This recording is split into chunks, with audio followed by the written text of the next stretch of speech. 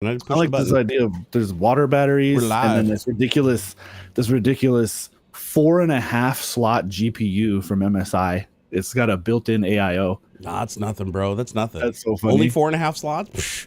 Yeah. Actually, pretty soon, is there going to be anything else in the slots other than a GPU? Because like everything else is on board on motherboards these days. So it's like the only thing you really slot in is a GPU, right? Unless you need like a 40 gig NIC or something. I've been saying it for a long time that most people, the vast majority, even enthusiasts, you don't need anything bigger than MATX.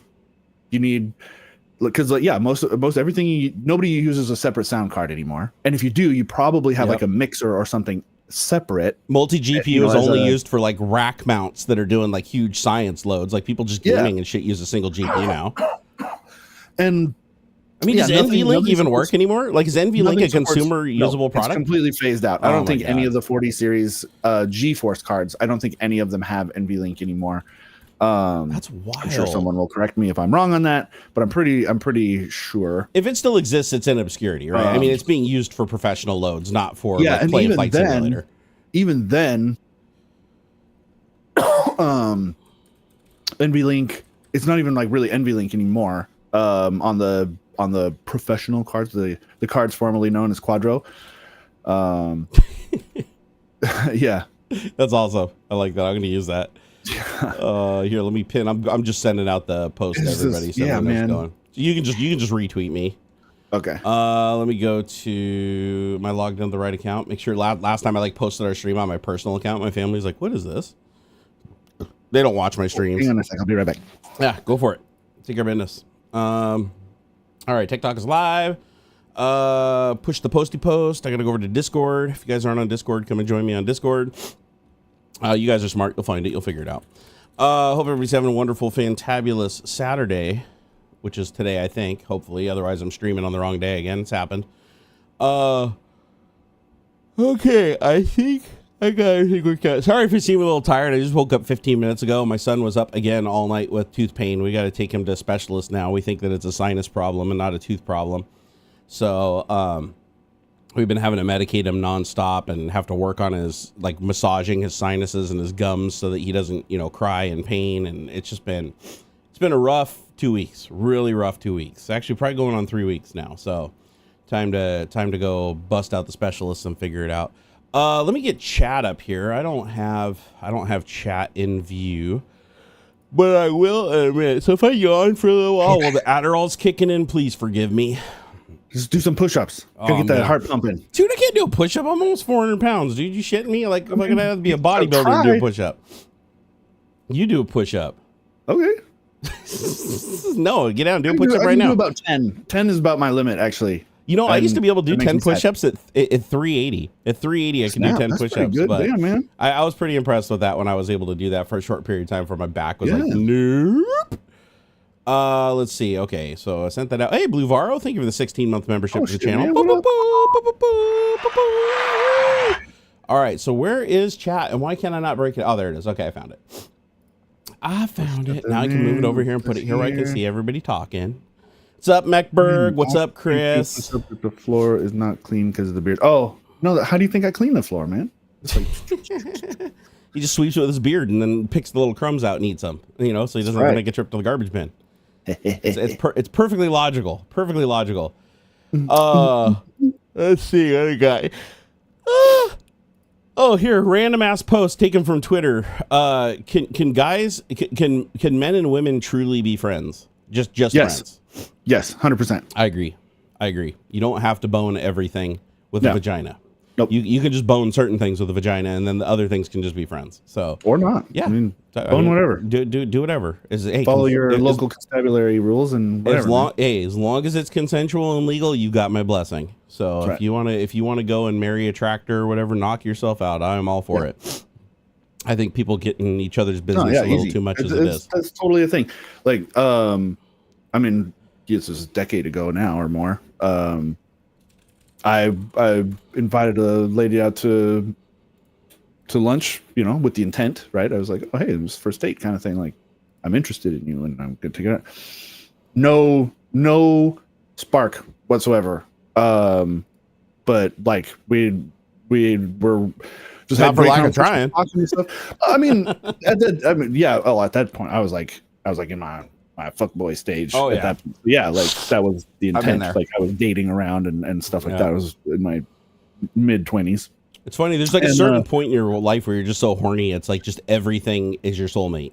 You kind of, well, no, I mean, no. You look at a blanket I and you're like, man, that thing's my approached it soulmate. I did it deliberately. Like I was dating around and like fucking around. Like I was very open and honest about that. Like, hey, I'm not trying to get a relationship or nothing. Like I want to just fool around and have a good time. If the first step and stuff, Right. worked out, you know, and, but no, just did not have that attraction in that way. And we were actually good friends while I was in California. Talked quite a lot. It was really cool. Yeah. She ended up being my trainer, like working out and stuff. It was really cool. She's a really cool gal. You're like, if you ain't gonna make me swole, you're gonna make me swole. Get it? Haha, lols. No, it was real interesting how that went. Like at first, when I first met her, she was like, she was like an English major, something like that, and then, or no, it was like organic chemistry. That's what it was, and wait, isn't that like explosives and stuff? I don't remember what I don't know. She ended up switching over to like nutrition and physical therapy and stuff like that, and then she became like a licensed trainer and that kind of stuff and stuff. Okay, but yeah, no. And that's just one example, as because like it combines my fuckboy mindset at the time. Like I was like fucking around.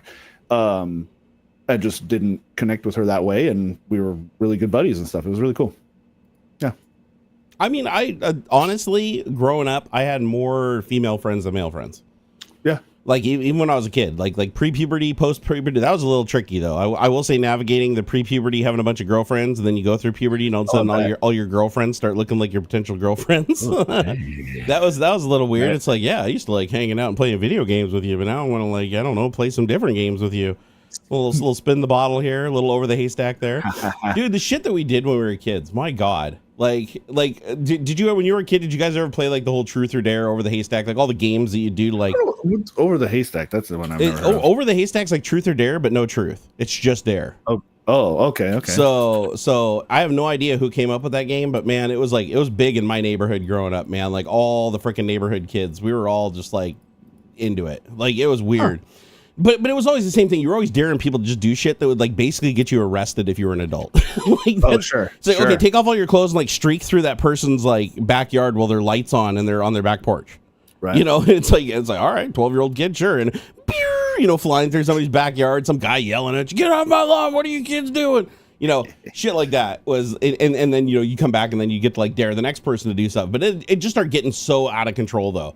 It's like amazing that like none of us ended up in juvie with like how far it went sometimes. It was just absolutely crazy, man. It'd be like, we were just doing like the stupidest shit. Like, okay, go out in the woods for like 4 hours by yourself, fucking stark naked on sticker bushes and wading through the creek. Right. And if you come back alive, you win. Oh, okay, out in the woods. And then mom comes out over, hey, where's so-and-so? No, they just went to take a piss. They'll be back. Don't worry. It's like, and then you're like biting bullets. You're like, shit, I hope they get back before 4 hours. I remember growing up, man, the shit that we did as kids. It's like, it's amazing none of us died. Like seriously, that's one thing that I look at, like, that I don't think kids today. Well, I mean, I guess, I don't know. I've seen enough IRL streamers today to know that it's gotten worse, actually, not better. In some ways, in some ways, but at least now they're like, live streaming it. So it's like, at least your kid's doing stupid shit and where they're doing the stupid shit and where to find them in jail just by watching their live stream, right? Yeah. But like back in the day, your kid would just disappear and like come back home and you're like, what crimes have you committed this evening? None. None. It's like, none. It's like, did you steal any cars? No. Did you break into any houses? No. Right. No, like I remember when I was a kid, I got dared to do all kinds of shit. Like I went in somebody's house. Like literally somebody that we didn't know, a complete stranger's house. I went into their house buck naked and took a shit in their bathroom at like 1 a.m. while they were home sleeping. That's crazy. Because they dared me to. And all my friends were literally out in the bushes, like ducked down, like watching to make sure, because you had to make sure they did it. You couldn't, none of this bullshit. Like there had to be verification. So they're like sitting outside of the house waiting for me to go into the bathroom and like wave out the window in the bathroom. Like, oh yeah, he's in there taking a shit right now. Oh my God, okay, he's coming through the house. He's trying to get out of there. Dude, we had so many close calls We had so many close calls. It was like, oh my God. And we did get caught. There was times where we did get caught and we got in like big trouble. Like I remember one time, oh, what the hell was that? Fuck. What happened? I was throwing balls. Oh, okay. I was gonna say, I remember one time I was in, I went in a guy's shed, not to whack, like just this isn't King of the Hill, or Beavis and Butthead rather. But I remember I went in a guy's shed because I was trying to like steal his lawnmower. I mean, we were gonna give it back. It was just like a dare, right? It's like you gotta steal dude's lawnmower. And I remember I was like in his shed and I turn around and he's standing. This dude, scariest looking fucking dude too. Like this old guy, snaggletooth, beer in his hand, like standing in the doorway of the shed while I'm inside of the shed looking at him. And I couldn't have been like, maybe I was probably like 11 years old, 10 or 11 at the time. Yeah. And he's like, what are you doing in here? And I'm just like petrified. Like, how do I run by this guy? How do I get by this guy? How do I, like, I was frozen. I couldn't talk. He's like, all right, well, if you ain't gonna tell me, then I'll you know, who's your mommy? Who's your daddy? Where'd you come from? Like I'm like, I'm not saying nothing. I plead the fifth. I plead the fifth. But then he scared the ever living shit out of me. I told him everywhere. I told him where I lived. He ended up putting me in his car and driving me to my parents' house and knocking on the door. And then I got in deep shit and got grounded for like 2 weeks. He's like, yeah, I caught your kid in my shed. He didn't know I was stealing his lawnmower though. Thank God. He just thought, he just thought I was trespassing. So he didn't know that my intent was to actually like jack his lawnmower and like take it out in a big field and try to mow down shit and hit rocks with it. Kids, man, kids. But I mean, it was always on dares. It wasn't like I wanted to do this shit. Like honestly, I didn't want to do 99% of any of the shit I was ever dared to do. I just did it because I wanted to dare other people to do shit, and you couldn't do that unless you did it yourself. It was like. It was an honor system, right? There was a code of honor as kids, man. It's like you break that code of honor, you're out of the group, right? So, but it's just funny to think how much shit our parents didn't know about when we were kids. Oh man, like my parents were completely oblivious. Like I was like committing like fucking credit card fraud in the bedroom over fucking my phone line using my modem and shit, and my parents had no idea. They had no idea that computers could even like talk to each other over the phone line back then. It was, you know, I remember the first time I ran a BBS, people would like dial up and the phone would ring and my mom pick up the phone and be like, nee, nee, nee. What the fuck is wrong with the phone? Why is the phone always doing this? And I don't know, Mom. I don't know. Because I'd turn the ringer off and I'd forget sometimes to turn the ringer off at night when I'd open up my BBS. And so the phone would ring. And then I'd try to race to catch it and be like, oh, wrong number. You know, pick it up really quick, shut it down, then, you know, turn it off. But every once in a while they'd get to it before me. And then they'd pick it up and be like, nee, nee, nee. No shit, I'm in the doghouse. So Lost in Space thing said he was a good boy. Yeah, right. Hey, ironically, even though I tell you all this shit, I was a good boy. That was the good boy where I grew up. My friends were many times worse than me on everything. I had friends that were literally going out in the woods and just blindly shooting guns into fucking neighborhoods and stuff. Yikes. Like no shit. I had a friend, and I use the word friend lightly here. That literally went up on the top of a fucking mountain with his little Ruger 1022 and just rained fucking bullets down on the city. Like literally just pop, pop, pop, pop, pop, and shooting up in the air like fucking artillery over a city. And just, you know, who knows how many fucking dozens of people he killed, right? I wasn't complacent in that shit though. I wasn't there when he was doing that. That was stuff that I actually heard from our mutual friend that was with him when he did it. And I was like, you fucking idiot. What are you doing? You know, it's like, because the thing is like a bullet, if you shoot it straight up, it'll only come down at terminal velocity. Yeah, but if you shoot it at an angle, no, well, they did a thing on Mythbusters that showed even at terminal velocity, it'll fuck you up, but it's not going to kill you. Yeah, man, that's no joke. It'll fuck you up, but you can kill somebody with a 45-degree angle, because if you fire a bullet on an arc, you exceed terminal velocity because you're shooting with force into the arc. So you're not just falling against, you're not coming to zero speed and then re-accelerating down. If you shot straight up, the bullet has to stop. On a 45 degree, it doesn't. It's just continuously slowing down. Yeah. So on an arc, you can absolutely penetrate fucking steel. You know, like even a 223 will like penetrate soft steel targets at like 700 yards if you're on an arc. So, but was that flashback to hacker scene where the FBI raids the one kid's parents' apartment? Yeah, I did have the cops come to the house and try to confiscate my computer. So I guess that was a little bit of a bragging thing. I also made it in the newspaper. Dang. So I made it in the Bremerton Sun newspaper. If you guys go back and find the archives and go through the clippings, I think the article was called like 12-year-old boy hacks local BBS. Oh wow. And it was and they couldn't use my name because I was a minor at the time. Yeah. So they just said 12-year-old hacks local BBS. It was called what was it? The Klingon Empire was the name of the BBS. So, and I ran the Federation. I had another BBS called the Federation, and there's one called the Klingon Empire. Yeah. So we kind of had a little rivalry thing going on. But the funny thing is I didn't do it. Of all the things that I did do, the one thing the cops came to the house for, I literally didn't do. Because what he said is, he said he observed me logging into his computer and formatting his hard drive. But what later on we figured out who did it. It was a person that had another BBS called Cam's Castle. I had logged into his BBS using the same password that I used on the other guy's BBS, which I was a sysop on. And so he logged into that BBS using my credentials and wiped the hard drive to frame me for destroying him because he didn't like that guy. And so he came after me because he woke up and looked at the computer screen and saw that I was the one logged in, and then suddenly his computer's formatted and won't boot anymore. So so I remember the cops coming to the house, and they're like, and my parents immediately gave him an alibi, you know. Oh, he was sleeping in the living room. You know, we rented a VCR and watched a movie last night, and he was sleeping in the living room. So it's like, so I had an airtight alibi. So they didn't take the computer and stuff, but they were there for it. Like back then, that's what the cops did, is they would just show up and be like, we need to take your computer. And it's like, the hell you're taking our computer? you don't get your dirty hands off that shit. Huh. Although cops back then, you know, weren't the smartest tools in the shed. All you had to say was like 3 things to confuse them, and they'd be like, they just leave. Be like, oh yeah, no, he didn't do that. Oh, okay, that sounds about right. All right, you have a nice day. So much stuff was like unknown or just guesswork and so, I mean, and if it swung both ways, like people getting in trouble for shit they didn't do because people didn't understand, and then also getting away with stuff because people didn't understand.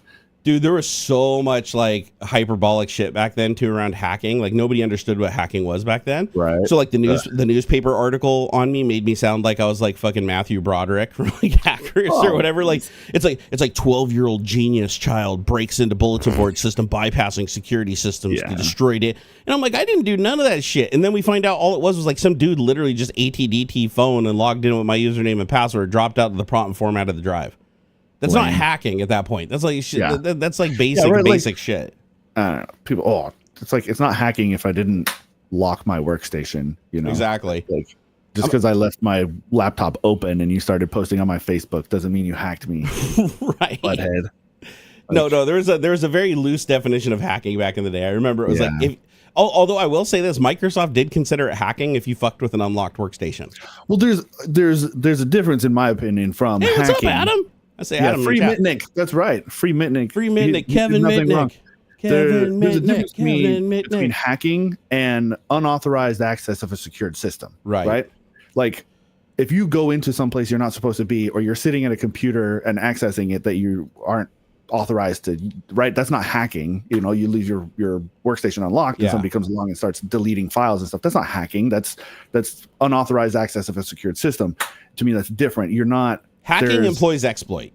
If you're not exploiting something, then you're not hacking. You know, that social engineering or phishing or, you know, that kind of a thing, I would still kind of consider under the hack umbrella. Because, you know, you're kind of tricking somebody in a sense. You're hacking the person in a way almost. Knowing somebody's username and password is not hacking. Like if you find somebody's username and password and you use it and you log into the system, that's not hacking. Yeah, that's not hacking. That's unauthorized access. Yeah. And I feel like I don't know how the law works on it, but I feel like there should be a distinction, right?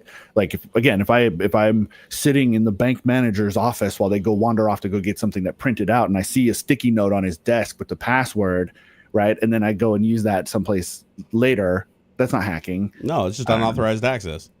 Yeah. And no, I mean, what I consider hacking is if you actually took extraordinary steps to exploit something. Yeah. So like for instance, if I got you to run a program on your computer that copied your username and password and gave it to me remotely, I would consider that hacking because now it's not just unauthorized access. I'm literally tricking you into giving me your credentials. That part is the hacking. Yeah. You can even consider that social engineering depending on how you got them to run the program. Like if you got them to run the program by convincing them they're going to win a bunch of money or something like that, then that would be like social engineering. I remember back in the day, you could, I think it was through AOL Instant Messenger, you could connect to other people. Oh, hang on. You could connect to your buddies for like file transfers. Yep. Right. But what a lot of people didn't realize is like it created a peer-to-peer connection. Like I was directly connected to your computer through, and like it was technically through AOL Instant Messenger software, but like once you were connected that way, I could drop down into the command the command line or command prompt, whatever, in Windows, and start like we were connected. Your computer was like plugged into my computer, and it was really fun to mess with my friends and stuff, like eject their CD tray or like turn the monitor off, or you go behind the scenes and create a little what was it? It was like you could schedule tasks, right, in Windows XP, and so you'd schedule a task for later that like would shut the machine off or you know, that kind of stuff. There's so much just goofy stuff. I had full control. File transfers without going through AIM. Because you're connected, you could just drop files onto their computer, things like that. Oh God, I used to have so here, if you want to exchange cringe stories on things that we've done that are past the statute of limitations, so we can talk about them now. There used to be a program back in the day called ICQ. It was one of the first, if not the first, video. They're shutting down in June 19th, I think, this year or this month. They're shutting down. Oh, sorry, not ICQ. ICQ was also amazing. Don't get me wrong, the messenger. I'm sorry, I meant CUCME. So letter CU and then SEEME. Remember that?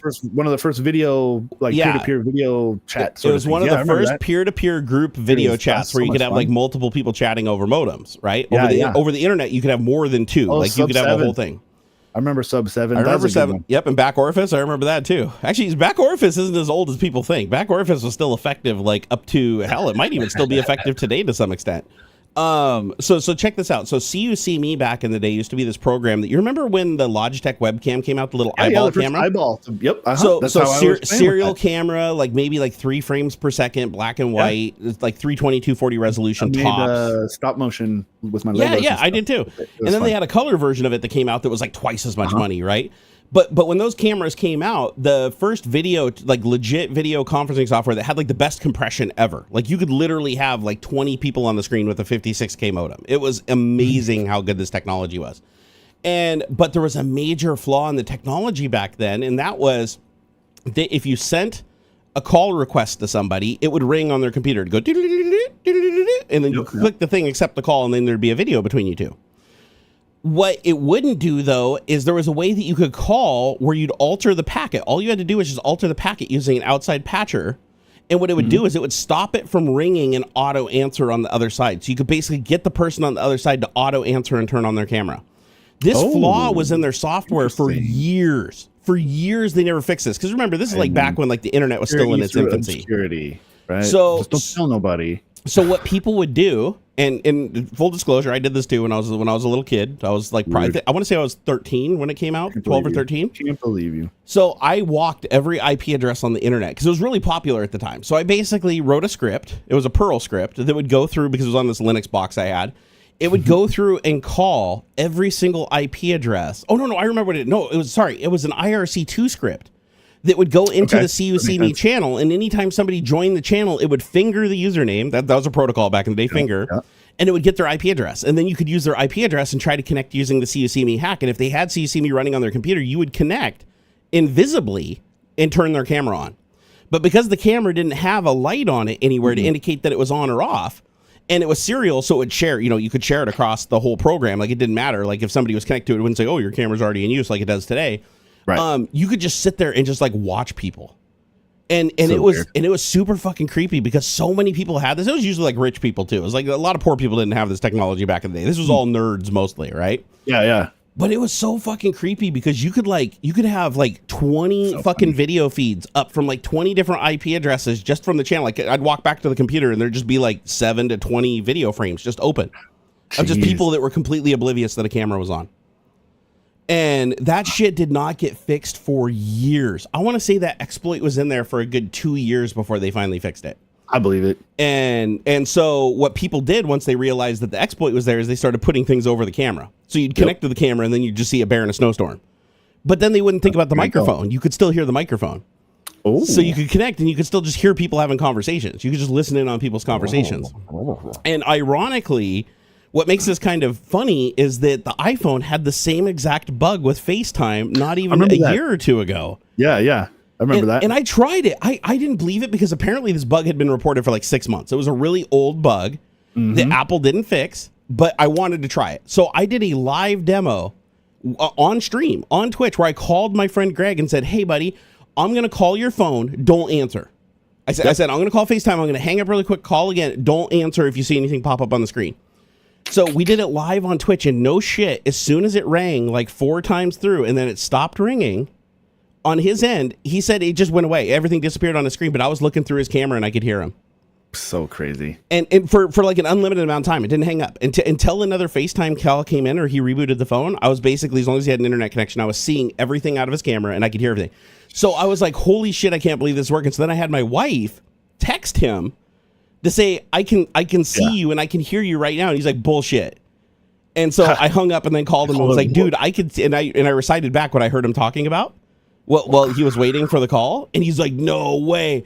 When I saw how easy that worked and how little effort it took to exploit that, I was like, dude, over the last 6 months, you really think like millions of people didn't exploit this and just like record shitloads of videos? Oh, for sure. I guarantee you, like, if you had an iPhone during that period of time, chances are just from random probing, you got hit by that. If you ever had FaceTime calls from people you didn't recognize popping up on your phone and you just let them ring through, as soon as it was on the last ring and it disappeared, if that person knew how to use this exploit, which was really easy. I mean, you literally just called, hung up, and called again. That's it. Yeah, like real fast, right? It was like that was the whole thing. It's just call, one ring, hang up, call again, let it ring through 4 times, then it disappears off their phone screen, but you have full camera and full microphone. It doesn't indicate any of that's in use on the phone.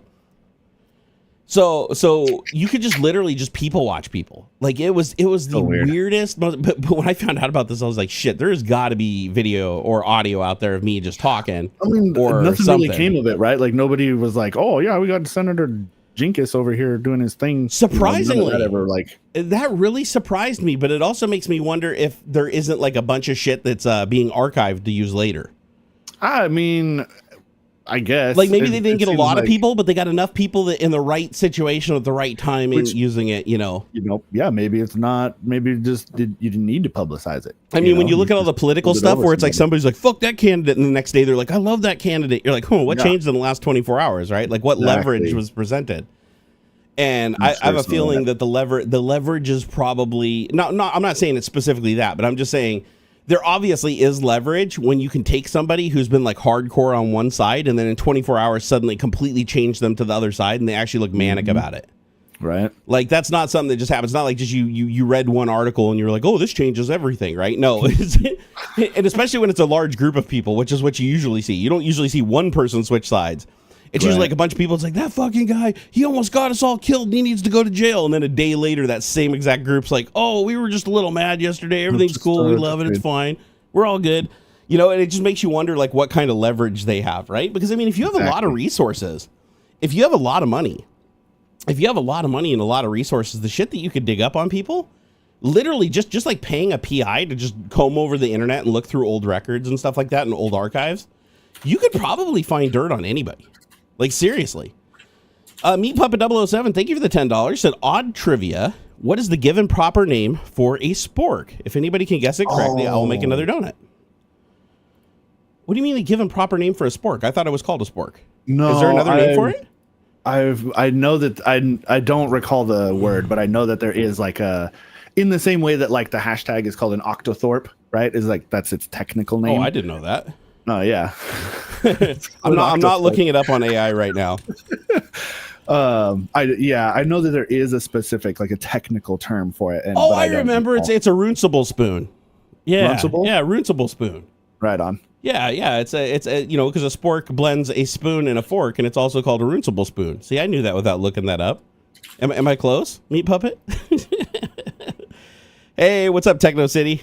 He said you can still use Google's advanced search strings to find thousands of vulnerable webcams, even ones on PTZ. Dude, I just commented, there's a website that I think will just load up random open webcams. Yeah. Miss Liz sent me a link, and I'm never going to share this link with anybody. You can find it on Google and Bing if you search enough pages. It's like in the backwoods. It's not hard to find. It's just like on page 10. It's trash, man. It's like a security camera. Outdoor webcams. It's mostly outdoor webcams. An alleyway or something. But every once in a while, I've seen it pop up where it's like somebody's nanny cam or that kind of thing. I found there were some bad ones though. I found one that was inside of a kitchen inside of a residence. Yeah. So, and people walk around with their clothes off in their house, right? So, the more concerning one I found though was one at a school. Like there's one at like a kid's school looking at the playground. Yeah, and I'm sure it was the security camera, right? Because I'm sure they have security cameras, so people aren't snatching kids and shit. But the fact that there was no password on it, and the way these sites work is they're just indexers. So what they do is they just take all these IP addresses and default usernames and passwords, and then you just click on the link, and it establishes the connection with the username and password, and then just start streaming the video through the web browser. That's like super lazy. Usually school districts are really good about like they're pretty. I mean, it's usually not in the deep south thing, stuff, but like okay, I guess that makes sense. But it's just like usually the those systems are fairly well protected or locked up. I just wish that these companies that make these IP cams would put something in their software that if anything connects from outside of your local network, it just pops up a warning or something just to be like, hey, just so you know, somebody's watching this externally. Like, is this you or not? Right. Like even just something like that would raise enough of an eyebrow that somebody'd be like, wait a second, I'm not viewing my camera. I'm at home right now. I'm not viewing my camera from fucking Tennessee. Yeah. So like if they just had like a little pop-up or something like that, or some kind of indication on the phone, that would solve this problem largely. But that's something you really got to be worried about. Like seriously, I cannot stress this enough. If you have kids that have webcams on their laptops or on their phones, fucking put a sticker over it. Put some physical blocking thing over it when it's not in use. Because there have already been exploits for Android, there's been exploits for iOS, there's been tons of exploits for computer programs. Like tons of exploits. As a matter of fact, there's multiple viruses that you can get, like malware viruses that all they do is allow a remote attacker to turn on the camera without activating the red LED on it. Because that red LED 90% of the time is controlled by a what do they call that? Like a device that has two USBs on one thing. It's called like a composite device. Okay. And then the second device that controls the LED to tell it on or off and controlled by APIs, like a secondary device. So if you write something that circumvents that driver that just turns on the camera without going through the official driver that triggers that mechanism, it won't turn on the red light. Oh. So there's ways for you to turn on camera, unless the device is rigged so that power being provided to the camera turns on the red light, which is how they usually do it today. You can just turn off that light, and just because a lot of softwares will be like, oh, I don't want the light on, it's distracting, so you can turn it off as a feature. Well, if you can turn it off as a feature, the virus can turn it off permanently. And so there's tons of malware out there that you can download that'll let you just turn on a camera on a remote computer without showing any other signs of entry. Jeez. So the computer will basically just dial back with a stream, and it's encrypted, so there's no way for you to know. It's not on a port that would give it away as a video program. The data that's streaming wouldn't be ID'd as video, so you'd have no idea. You'd really have no idea. So I mean, quite frankly, somebody could be watching me right now, and I'd have no idea.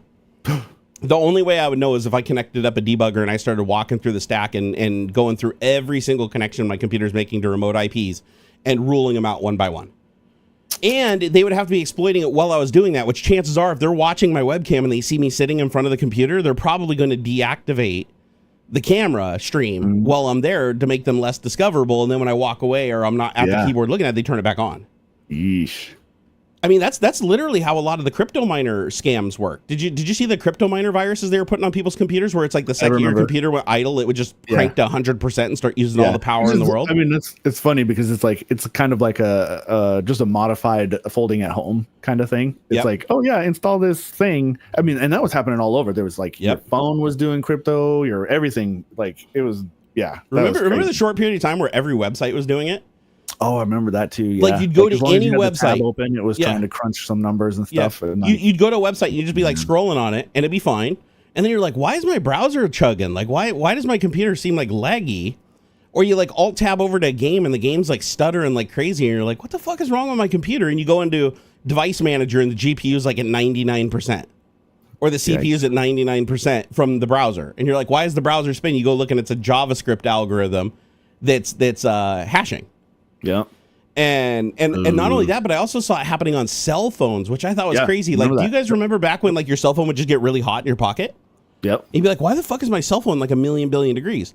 Well, it's because the iPhones, you could actually issue an API inside of the browser. Like if you're using Safari, I don't know about Chrome, but with Safari, there was an API that you could use that basically said, I'm doing something important, don't suspend me. So when it was in the background, it'd still have an active thread. And so people were using JavaScript to basically call that API to say remain active in the background, and then while you're using your phone for everything else or just stick it in your pocket completely locked, it's still spinning at 100%. basically hashing and sending that hash rate to somebody. And it's like a phone doesn't have much hash rate. Like you're not even gonna make probably 2 pennies a day hashing on a phone. But across, you got 100,000 people all doing the same thing. Yep. Yeah. It's literally it's accuracy by volume, right? Superman 2, right? The Superman 2 concept. Yeah, so now it's fractions of a penny spread out across a lot of people. Dude, it was such a big deal that browser manufacturers themselves had to start putting in safeguards. So now if you go to a page that does that today, where it like starts hashing, you'll get a little pop-up in your browser that says, oh, this page is using like an unreal amount of resources. Like, do you want to stop it? Like, so if you ever go to a page, you open a shady page and you see like a little bar pop up at the top of the screen that says, oh, this website's using an unusual amount of resources or whatever. Do you want to stop the script? That's where that comes from mostly, is from people that were writing either nefarious hashers, or the other thing people were doing is you could just, and it blows my mind how long Microsoft Internet Explorer was susceptible to this bug. I filed this bug and it didn't get fixed for like 6 years. All you had to do is create a JavaScript that was just while one, while true. That's it. Yeah. Just one line of code in JavaScript, while true. And if you went to that webpage, no HTML, nothing, just script tag, while true, done.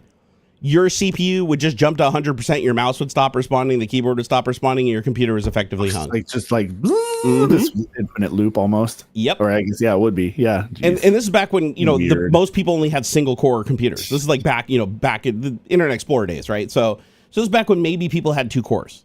So and then if you had a site, all you had to do is just spawn 2 threads. If you spawn 2 threads, you could do the same thing. But if you had a single core computer, you're fucked. Like it would just take out your whole computer, and you'd basically have to power cycle it to get it back. And I filed that bug, and they replied, no fix was the resolution, which means they're not going to fix it. And they said they're not going to fix it because they don't think anybody's going to use a browser maliciously like that. And like, no shit, like everybody on the internet started using browsers exactly maliciously like that, forcing them to finally fix it. Jeez. So wait, how about that new VPN 0-day hack? I haven't heard about it. Was it any specific VPN? Let's see, 0-day hack. Let's see what's going on here. All right, Checkpoint VPNs is extremely easy to exploit. Okay, I found it. So 0-day flaw in Checkpoint VPNs. What is a Checkpoint VPN? Is that a brand or cybersecurity company? Checkpoint. Okay, it is a brand. Says attackers are exploiting a 0-day vulnerability in its enterprise VPN products to break into corporate networks of its customers. The technology maker hasn't said yet who is responsible for the cyber attacks or how many of its customers are affected by its intrusions linked to the vulnerability, which security researchers say is extremely easy to exploit. In a blog post this week, Checkpoint said the vulnerability in its quantum network security devices allows for a remote attacker to obtain sensitive credentials for an affected device, which can grant the attacker access to the victim's wider network. Checkpoint said attackers began exploiting the bug around April 30th. A 0-day bug is when a vendor has no time to fix the bug before it's exploited. The company urged customers to install patches to remediate the flaw. Checkpoint has over 100,000 customers, according to its website. When asked, the Checkpoint spokesperson didn't say how many customers are affected by the exploit, and they'll never know for sure. Checkpoint is the latest security company, and I love how the security companies are the ones that are getting targeted and knocked over. It's always the security companies. These network security devices sit on the edge of a company's network and serve as a digital gatekeeper for who's allowed in, but have a tendency to contain flaws that in some cases can easily skirt their security defenses and lead to compromise of the customer's network. Several other enterprise and security vendors, including Avanti, ConnectWise, and Palo Alto Networks, have in recent months rushed to fix flaws in their enterprise-grade security products that malicious attackers have exploited to compromise customers' networks in order to steal data. SolarWinds. All the bugs in question are very high severity and nature, in large part due to how easy they were to exploit. And in the case of Checkpoint's vulnerability, research firm Watchtower Labs said that the analysis of the vulnerability is that the bug was extremely easy to, they keep saying extremely easy to exploit once it has been located. The bug, which Watchtower Labs describes as a path traversal vulnerability. Oh, so this is just modifying a URL. Means it's possible for an attacker to remotely trick an affected Checkpoint device into returning files that should have been protected and off limits, such as passwords for accessing the root level operating system of the device. This is much more powerful than the vendor advisory seems to imply. Oh, dude. So that's crazy. And oh, dude, what were I already forgot the name of it. I got it bookmarked somewhere, but somebody sent me a list of tools about a week ago, and I thought they were viruses because it set off my virus radar like crazy. Like Windows Defender was like, get out now. Like your computer's going to explode, right? And so I didn't run any of it. But I got curious and I ran one of the things under a VPN, and it successfully got my username and password out of Windows 11. Oh, damn. Like not like the hash for the password. Like it actually completely reconstituted my password. Wow. Like, I was like, how the shit is this happening? So that tells me that they've already exploited the encryption on the local password system under Windows, because now you can literally just boot in with a Linux, a Unix CD or a Windows CD, like a WinPE CD, run any of these tools. Yeah, I think it was Nursoft. Yeah, no, it was Nursoft. The Nursoft tool set. That's exactly what it was. Oh, and dude, they have like a tool for everything too. I haven't done enough research to recommend these things to anybody. Like I would not run these outside of a virtual environment just because they do tend to make virus scanners like flip out. But considering what they do, I can see why they make virus scanners flip out. Sure. And apparently Nursoft has been around forever and a lot of people trust it. So, and they're open source, so you can go look at the source. Yeah, Nursoft free security tools. Dude, they have a tool for like everything though. Like check this out. So I'm looking at it right now. It's nursoft.net. And I'm like, how in the shit are they doing? Because I don't know how they're doing this. Because I know the local encryption for storing your password in Windows 11 has been beefed up dramatically since even like the Windows 7 days. Okay. So I don't know how they're doing this. Like I don't know how you can just look at a volume that has Windows installed on it and get a list of all the accounts and the actual plain text password, since the plain text password isn't even stored anywhere. So I have no idea how it works. Like I need to go through the code and see how this fucking thing works. But it takes it a step further. Not only that, it can extract your username and password from the web browser. So your web browser archive that has all your usernames and passwords without actually logging in. That part's not too surprising, I guess, because like Chrome's known to not really be great for like obscuring that stuff. They must be using really weak passwords, encryption. They must be using really weak encryption because it just breaks. Like, I remember it wasn't that long ago that it was like Chrome stores your username and stuff in like plain text, or like it's not plain text and like .txt sort of thing, but like it was easily enough to just like look at this file and like there it is. Yep. They have a program called Wireless Key View. You just run it and it shows every wireless network your computer's ever connected to and the full plain text password to connect to it. Yeesh. Isn't that crazy? Like so it's not just storing the token. Somewhere on the computer, it's storing the actual password that you typed in to authenticate with that network, which is really malicious. Like that should not be stored. Yeah. At best, the hash should be stored, nothing else. And you can't reverse engineer a hash back into the original text. You can reverse it into text that will hash that way with a lot of effort, but you're not going to recreate the original text. There's let's see here. Was it Bluetooth view? So you can monitor all the Bluetooth activity around you, including activity that doesn't pertain to your own devices. So like you can literally that makes sense, right? It's just all signals out there. As long as you've got an antenna, you should be able to like look at it. Right, but the API stack in Windows, in Linux, only cares about the Bluetooth devices that are trying to talk to your computer. It doesn't care about Bluetooth devices that are already paired to other devices. This will show you all of that. This will tell you like what everything's communicating to everything. Although I don't think it breaks the encryption on it, but who knows? It might. I've been shocked by so many of these tools. I'm like, how the fuck does this work? Yeah. But just tons and tons of stuff. They have a video cache viewer, which like you can take a web browser and actually look at all the cached videos. So like if you went to a website and you streamed like a little bit of video from a YouTube video and then you leave the website, even if you clear your internet history, this will still extract stuff directly out of the video cache, like up to a certain amount, and pull out that buffer and make it into a video file again. So you could, like, if somebody was like watching porn on your computer and they cleared the history and they're like, oh, you're never going to catch me, you could run this tool and actually recover whatever the buffer is in that video cache in memory and still see what the last, like, however many minutes of buffered video they watched was. Isn't that crazy? Weird. So, but yeah, just going through here, they have all these freaking tools that just do crazy shit that Windows doesn't even allow, right? Privileged execution stuff. They've got a registry scanner that's pretty cool. Let's see, what is a blue screen view? View crash information stored in the mini dump files created on the blue screen of Windows. Okay, you can already do that with even inbox tools. Yeah, that's nice, though. Yep, view installed and connected USB devices on your system. Add and delete and modify disable programs in your Windows startup. Desktop utilities, right? Alternative to uninstall for Windows, or they have one called uninstall view, which is a more thorough uninstaller than the one that comes with Windows. Very nice. They've got a cool one that allows you to change the volume for various things using the scroller wheel on your mouse. That's pretty cool. And then what is this? My last search. View your latest searches on Google, Yahoo, and MSN, even if the cache is disabled. So like somebody could run this on your thing and see like the last things that you searched on Google, Yahoo, and MSN. I'd like to look at the code and see how that works. Jeez. Oh, it says they also added support recently for Yandex and DuckDuckGo engines. So if anybody searched on any of those search engines on your computer, you can run this and see what they searched on those search engines. Just crazy shit, man. But like lots of stuff for password recovery. There's a view the password stored in your web browser. It supports Internet Explorer, Firefox, Chrome, Safari, and even Opera. Router pass view extracts passwords and other information from your router's backup file for supported routers. So if you're like on your router and you say, hey, back up my firmware on my router or whatever, it'll go into that firmware and pull out the username and password for the admin account. Mail pass view, Outlook Express, MS Outlook, Eudora, Mozilla Thunderbird, and many more. It'll crack and recover the password for these email clients. Dial-up pass. This is great. Recovers passwords for dial-up entries, VPN, and internet connections. This still works all the way back to Windows 2000 and XP. Bullets pass view reveals the password hidden behind asterisks in any text field in Windows. So you know those text fields in Windows that are asterisks? Yeah. Right. This will actually decode that back into text. Huh. So wireless key view recovers lost wireless network keys that are stored inside of Windows.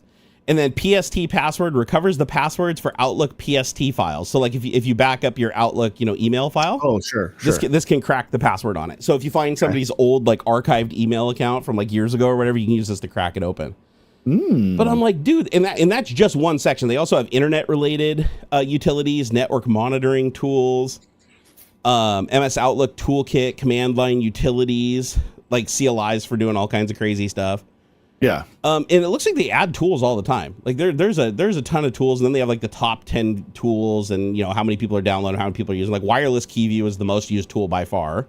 Bluetooth view is the second most used tool by far, and the fourth most used is product key recovery.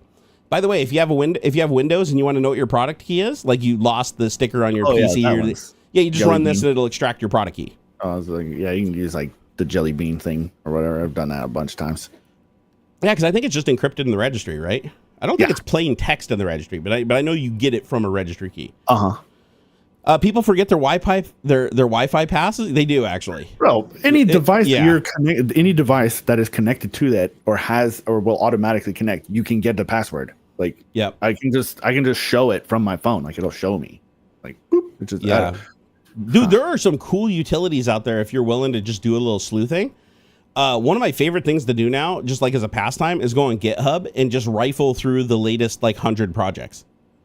Like you find the craziest stuff. Like I've been using a really popular tool that a lot of people know about called YT-DLP. Have you heard of it?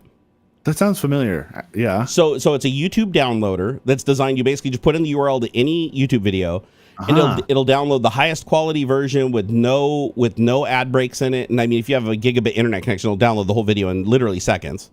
But the cool thing is they modified it so it works with like 100 different sites now. So like if you want to download video from one of the hub sites, or you want to download video from like Bing Images or something like that, you can grab the URL at the topmost section like of a playlist, feed it into it, and it'll go download every video out of the playlist and archive it locally on your computer. And you can have it like rename the files however you want and everything to fit within whatever. Like if you're running Plex and you want it to fit within like genre, season, title, you can also put in stuff on the command line that'll do that, where it'll download and assign seasons and titles and stuff to YouTube channels and videos. But it is so good that you can point it just at a YouTube channel. All you have to do is type YT-DLP space and dump in like the URL to my YouTube channel, and it will download all 800 of my videos in the highest video thing to your local hard drive. Just like that. You just let it run, walk away. And it's crazy, and YouTube does not like that this tool works, but they keep it updated constantly. Anytime YouTube does something to try to combat it, it's fixed within like 15 minutes. But YT-DLP also has some like other really cool features in it. Like you can say, I want to download specific video formats. I want to download like a specific resolution, or I want to download all the resolutions. You can also say you want to download like the supporting thumbnails. So if there's like a thumbnail associated with the video, you can download that also. Yeah. But super powerful downloader. Like it's a downloader that I use all the time for stuff. And one of the neat things that you can do with it is if you have Plex, for instance, let's say you're sick of YouTube shit with like fucking 5-minute ads before every video or whatever, right? So You can just create a script with YT-DLP that will go and get all of your subscriptions. It'll go to YouTube. You point it at the URL to all the channels you're subscribed to. It'll go to each and every channel and download every video going back to any date that you set. Like you can say download every video up to 2 weeks ago from every channel that I subscribe to. It'll download and put them into different folders. You know, changing it can even give them season numbers. If you want them to have season numbers and each subscript channel be a different season, you can do that.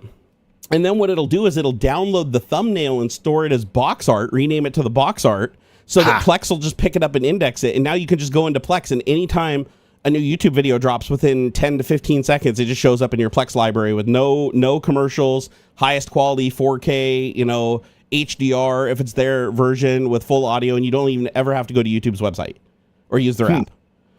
So cool. It's really powerful shit, and this is all open source, 100% open source. And it's been forked like a million other utilities. So like if it doesn't work with some sites, you can usually find a fork of it that they added that support just for that one site to it. But if you use the fork, chances are it's not going to pick up all the updates. So as the YT-DLP tool gets more powerful, that other one is only really good for just downloading from that one oddball site. Yeah. Yeah, dude, I found a downloader for, you know, those sites like Mega and stuff where it makes you like do like a 30-second countdown and then you got to click on a thing and have another 60-second countdown like before it starts downloading.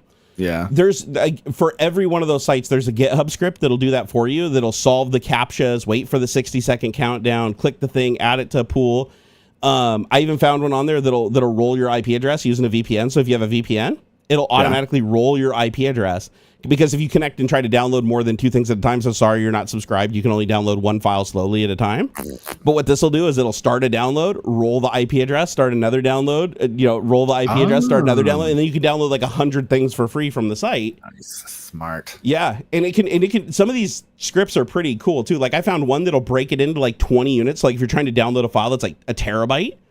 And it's like, oh, this is going to be really slow because we only limit you to 50 kilobytes a second or whatever. What it'll do is it'll create 20 instances starting at different points, like basically saying I'm resuming the file download, but not really. And then it'll download each of those 20 points. And then at the end of downloading them all under different IP addresses, it stitches them back together locally. And then you basically got your full gigabit download speed from a site that, you know, tries to limit you. Ha. So it just goes to show, I mean, there's a lot of really cool scripts out there that allow you to do a lot of really cool shit, but you got to be willing to go dig around a little bit. Yeah, right. Just make sure that you don't, my general rules with open source is don't run any project that doesn't have any established stars or feedback. Stick to projects that are fairly heavily reviewed. If you see just some run-of-the-mill project that just pops out today that's like, oh, we'll give you everything you want, just keep in mind a lot of people do upload malicious backdoored code to GitHub. I mean, just recently, yeah, right? And GitHub does not check. The long con guy with that Linux thing. Oh, I didn't hear about that. What happened? What? Oh man, no, that was tell me. Huge news. I think maybe I'm forgetting about it. No, revise my memory. There was some guy had been working on it was like a file extractor, I think. It's built into the Linux kernel. It's like it had been years. The guy had like a great record. He was working on. There's one particular library that like a million Linux kernels use, and I think it was for file extraction or something like that. And this was the zip, the file, the zip, unzip. Yeah. And I know what you're talking about. Some guy noticed that like his backups were taking like a half a second longer than he thought they should, and started digging into like, hey, what the fuck is going on here? Yeah, and it was huge. Yeah, big news. I remember that. And it was like. It was like a years long thing. The guy was like doing legitimate code updates and this and that, and for years was just working on it, and recently had slipped in something a little backdoor thing, and it slowed down. Like somebody at Microsoft, I think some I remember that engineer or something at Microsoft. They only found it because of a discrepancy in performance, right? And they forced them to go look by like half a second or something, or some nonsense little bitty thing, and he dug into it and he's like, "Oh shit!" I forget what he was harvesting. Let's see here. Zip exploit added by author. Let's see if I can find it. They're saying XZ. Some chat here is saying XZ for Linux. And it wasn't even like a Microsoft server or anything. I think it was like a home thing. He was fussing around with something at home. And okay, so I've got it right here. So what we know about the XZ Utils backdoor that almost infected the world. Yeah. So Yeah, it says, that's crazy, man. so it says malicious updates made to ubiquitous tool were a few weeks away from going mainstream to everybody. On Friday, a lone Microsoft developer rocked the world when he revealed a backdoor had been intentionally planted in the XZ utility, an open source data compression utility available on almost all installations of Linux and other Unix-like operating systems. The person or people behind this project likely spent years on it. They were likely very close to seeing this backdoor update merged into Debian and Red Hat, the two biggest distributions of Linux, when an eagle-eyed software developer spotted something fishy. This might be best, it says this might, quote, this is a quote, this might be the best executed supply chain attack we've seen described in the open, and it's a nightmare scenario. Malicious, competent, authorized upstream, and widely used library. Software and cryptography engineers Filippo Valsorda said of the effort, which came frightfully close to succeeding. Researchers, so basically this was one step away from going into the largest distributions, and it's an API used by a bunch of other stuff, so it would have like completely contaminated like every system that updated. Yeah. Says XZ Utils nearly ubiquitous in Linux. It provides lossless data compression on virtually all Unix-like operating systems, including Linux. XZ Utils provides critical functions for compressing and decompressing data during all kinds of operations. XZ Util also supports the legacy LZMA format, making this component even more crucial. What happened? Let's see here. Andre Freund, a developer and engineer working on Microsoft's Postgres SQL offering, was recently troubleshooting performance problems in a Debian system he was experiencing over SSH, the most widely used protocol for remotely logging into devices over the internet. Yeah. Yep. Yeah. It says specifically SSH logins were consuming too many CPU cycles and were generating errors with Valgrind, a utility for monitoring computer memory. Through sheer luck and Freud's careful eye, he eventually discovered the problem were the results of updates that have been made to his XZ Utils. On Friday, Freud looked at the open source security list to disclose the update. To disclose the update where the result of somebody intentionally planting a backdoor in the compression software. It's hard to overstate the complexity of the social engineering and inner workings of the backdoor, but a researcher at Microsoft published a graphic on Mastodon that helps visualize the sprawling extent of this nearly successful endeavor to spread a backdoor with a reach that would have dwarfed the SolarWinds event from 2020, which I just talked about earlier. There's especially because it was in Red Hat and Debian and stuff like that's millions of servers and stuff, like bunches and bunches, like everybody practically. And man, just wow, dude. Wow. So here I'm gonna put a link in chat so you guys can go look at this. That guy got some kind of like award or something. I hope this guy saved the world, man. Big pat on the back. And I don't know if they're ever going to be able to find like the person who did it, but it seems very state agent kind of thing. So check this out. This is the timeline for it, right? So in 2021, the person who exploits the exploit creates a GitHub account. In 2022, they do their first commit to the XZ repo. In 2023, so this is like slowly over years, they're just slipping these in pieces by piece. Potential infrastructure testing to liblzma, add ifunct implementation of crc64_fast.c. Then in another update that comes a month later, it says PR opened a AuxxFuzz to disable ifunct for fuzzing builds, allegedly to mask the malicious changes. So malicious changes go in, then other changes that are red herring to pull your eyes off of what the previous changes were. Then malicious build to host MP4 file added to git ignore, later incorporated into the package release. So they uploaded a contaminated, compressed media file. And then it says they obfuscated encrypted stages of the binary backdoor hidden in the two test files, bad3 corrupt LZMA2.exe and good large compression LZMA. So basically it looks like the way that they designed this was you had to use the test files, like you had to decompress a test file to use the exploit. So you didn't just use the exploit wasn't just there, like you couldn't just probe it and see if it was there. You had to decompress a very specific file to exploit it. Let's see here. Okay, so build the host. It says the M4 macro is executed during the build process and runs the militia. Oh, during the build process. Oh, clever shit. Okay, so they didn't even put the exploit into the code. They put the exploit into a test file. that runs as a part of building the code. So like as a part of building the project, they decompress and recompress a file, but the malicious payload is in the file, not in the code, and that's why they never noticed it. So you basically, the exploit got put into the binary as a part of building it because of the content, not the code. Wow. That's super clever. That's clever. Wow. Okay. And it looks like they used 2 files to do it. So even if somebody recognized there was something fishy with one file, they wouldn't be able to put it together without seeing how the 2 files work together. And these files don't touch each other directly. Like there's 2 stages in the build process where it looks like it messes with these files. And then one does part of the payload and the other one does the other part of the payload. But without them both being processed, you don't get the exploit. So yeah, that's so wild that this just randomly got found, because otherwise it wouldn't have been found. If this guy hadn't like got sneaky about performance shit, this wouldn't have been found. Right?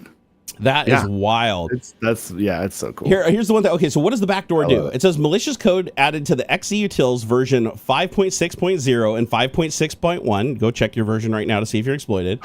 Modified the way the software functions. The backdoor manipulated SSHD, the executable file used to make remote SSH connections.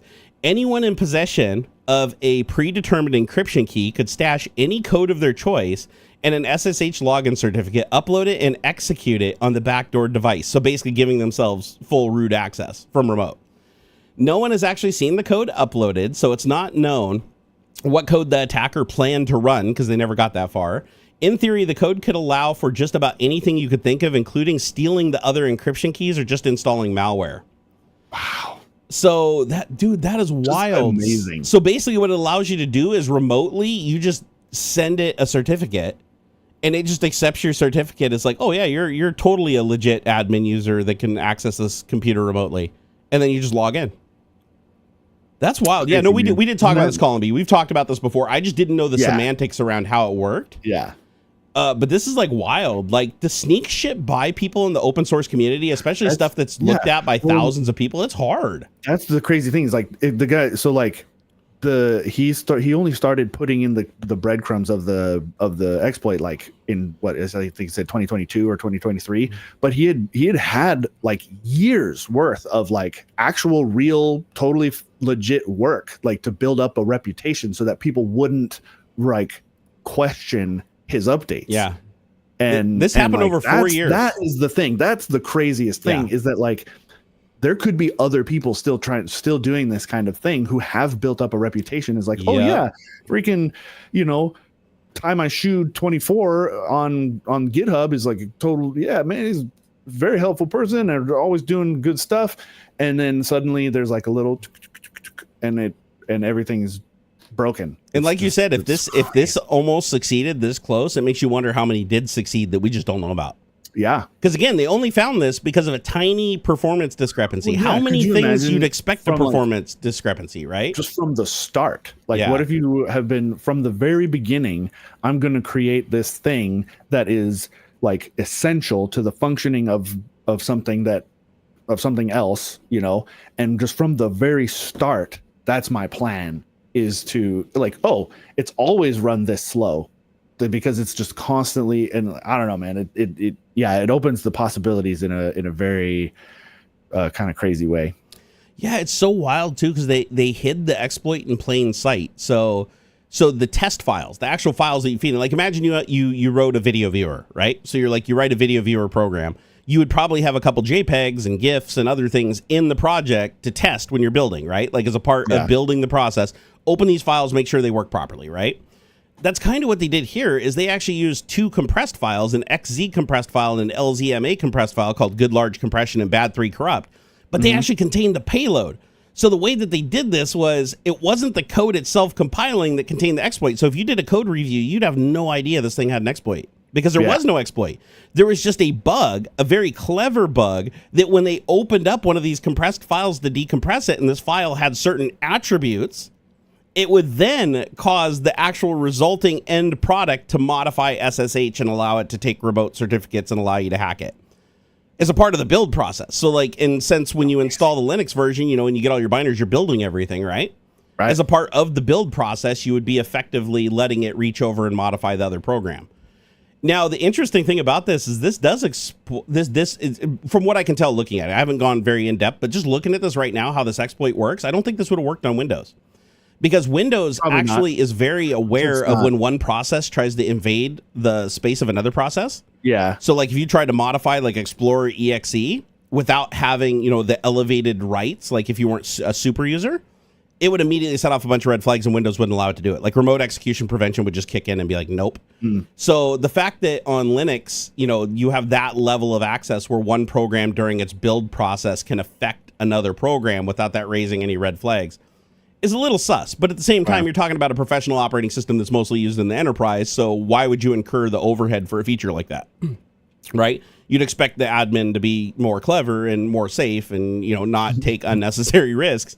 But the funny thing about this is like a highly trusted utility that's been around for years and years and years that everybody uses, that's embedded in like a million programs. So this would be this would be like tantamount to you installing like Windows 12.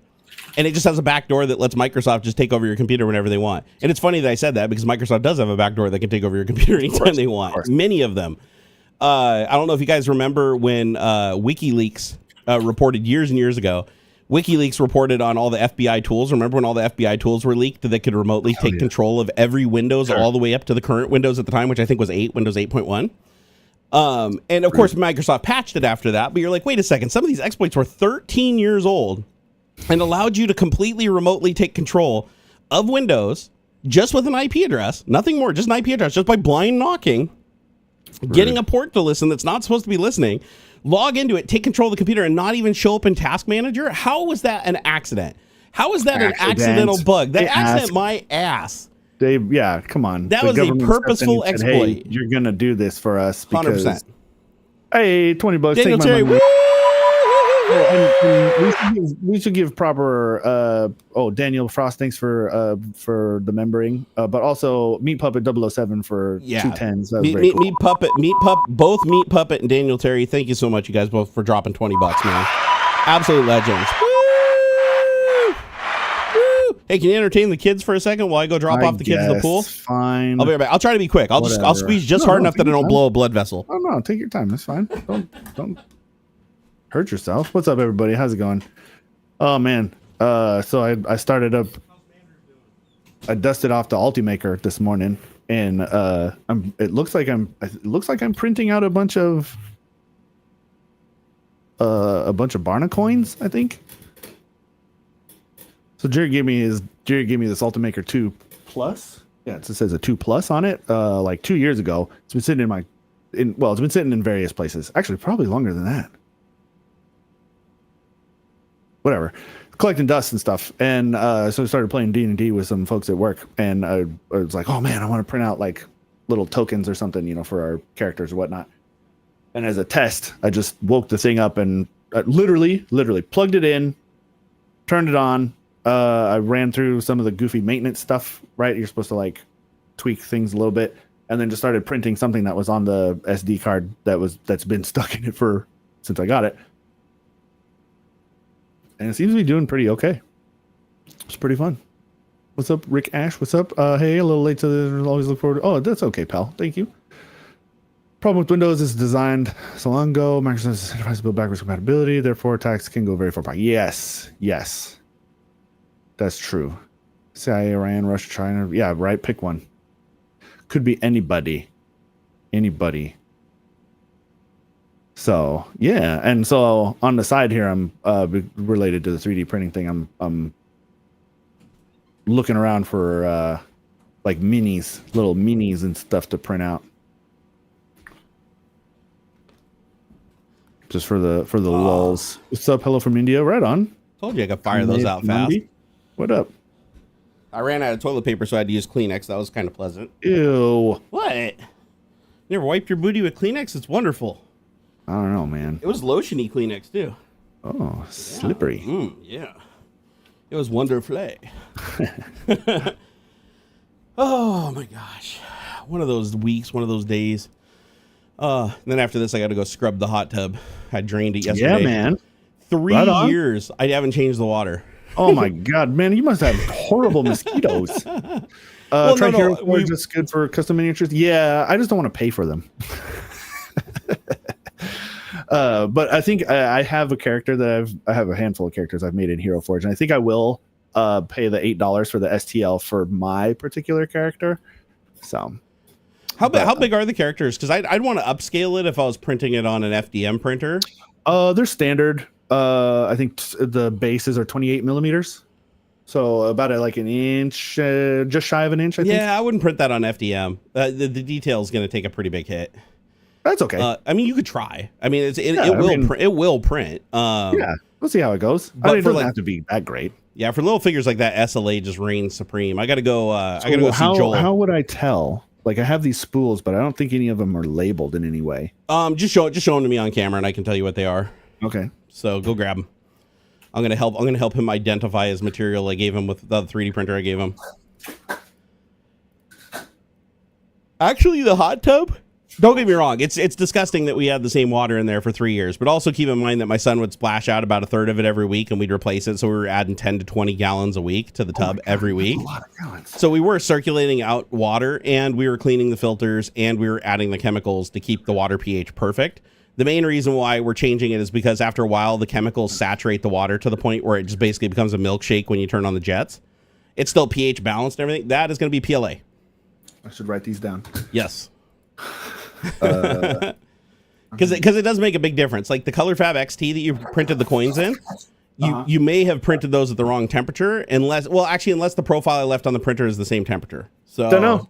Seems to be doing just fine. Because ColorFab XT wants to print at a larger temperature, and if you don't get the temperature right, it won't extrude properly. I want to write on the spool because I might end up putting something else on it. Oh, hang on, I have little stickies. Hang on. Yeah, do a sticky. Let's go through this. I'm just glad he's finally 3D printed, man.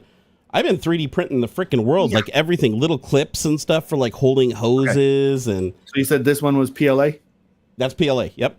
Okay. PLA. I printed these shift paddle covers for my Thrustmaster T300 RS to make those, those sharp metal edge paddles that they put on that damn thing, so that now they got like nice grip and they feel nice. Makes shifting a lot easier. PLA. Now, how can you tell? Just because I had all those filaments for so long and printed with them. Just remember. Okay. Yeah, a lot of the filaments, there's no way to really tell just looking at it. But there are other ways to tell. Like you can burn it with a lighter. PLA will burn, whereas ColorFab XT will just melt and turn to black. ColorFab XT. In ColorFab XT, I think prints, if I remember right, at like 240C. It's a pretty high temperature material. Okay. And then I got this clear one. Let me see. That is PLA. Okay. PLA. Clear PLA is pretty awesome, by the way. Like when you print it, it looks really cool. Yeah, it won't be completely translucent, but it does look cool. Well, like if I stuck some LEDs or something in there, it might glow or whatever. And then this one's broke and has like a weird texture. That's interesting. Let me see here. Show it to me. Like half of it's got like a bumpiness to it. Oh, that's waterlogged. You need to put that in the oven and dry it out. That's ColorFab XT. Weird. Okay. Yeah, when the surface of the filament gets rough like that, it means that it absorbed water. And then you need to dry it out. So you can either put it in a vacuum sealed bag with desiccant, or you can put it in the oven and just at low temperature and just cook it off for a couple hours. Like how low? Like I just put it on warm. Oh, okay. Don't just enough that you don't want to hit the glass transition temperature, otherwise the whole thing will just weld itself together, and then you're not going to get it off the roll. So just keep her under like 150C, 140C, and you'll be fine. Okay. So is that all of them? Yeah, that's all. Well, and then whatever is already loaded in the thing. So it looks like the white, from everything you showed me, the white is the ColorFab XT. Everything else looks to be PLA. Makes sense. So it looks like I just gave you the two different material types. The cool thing is PLA is the easiest to print with because it doesn't have hardly any deformation. It doesn't need a lot of cooling when printing.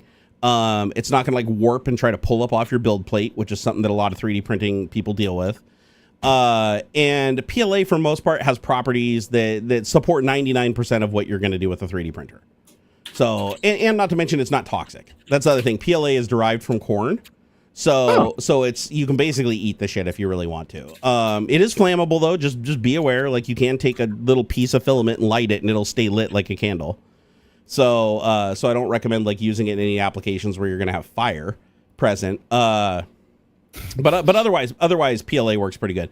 However, the filament gamut is insane now, dude. Like from back when I got that printer that you have right now, to today, the whole filament landscape has changed. Now they have like carbon fiber impregnated nylon.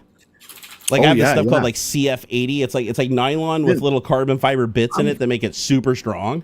Right. I've seen some crazy stuff where it's like actually glow in the dark. You did this the glow in the dark, but it was like it's like 80% copper or something. Yeah, copper fill. You print it out and then you can like dunk it in something and it melts away all the plastic and then now you have yourself like a copper. You have to sinter it in like a kiln, but yes. Yeah, that's what it was. Yeah. That kind of stuff. Just crazy, man.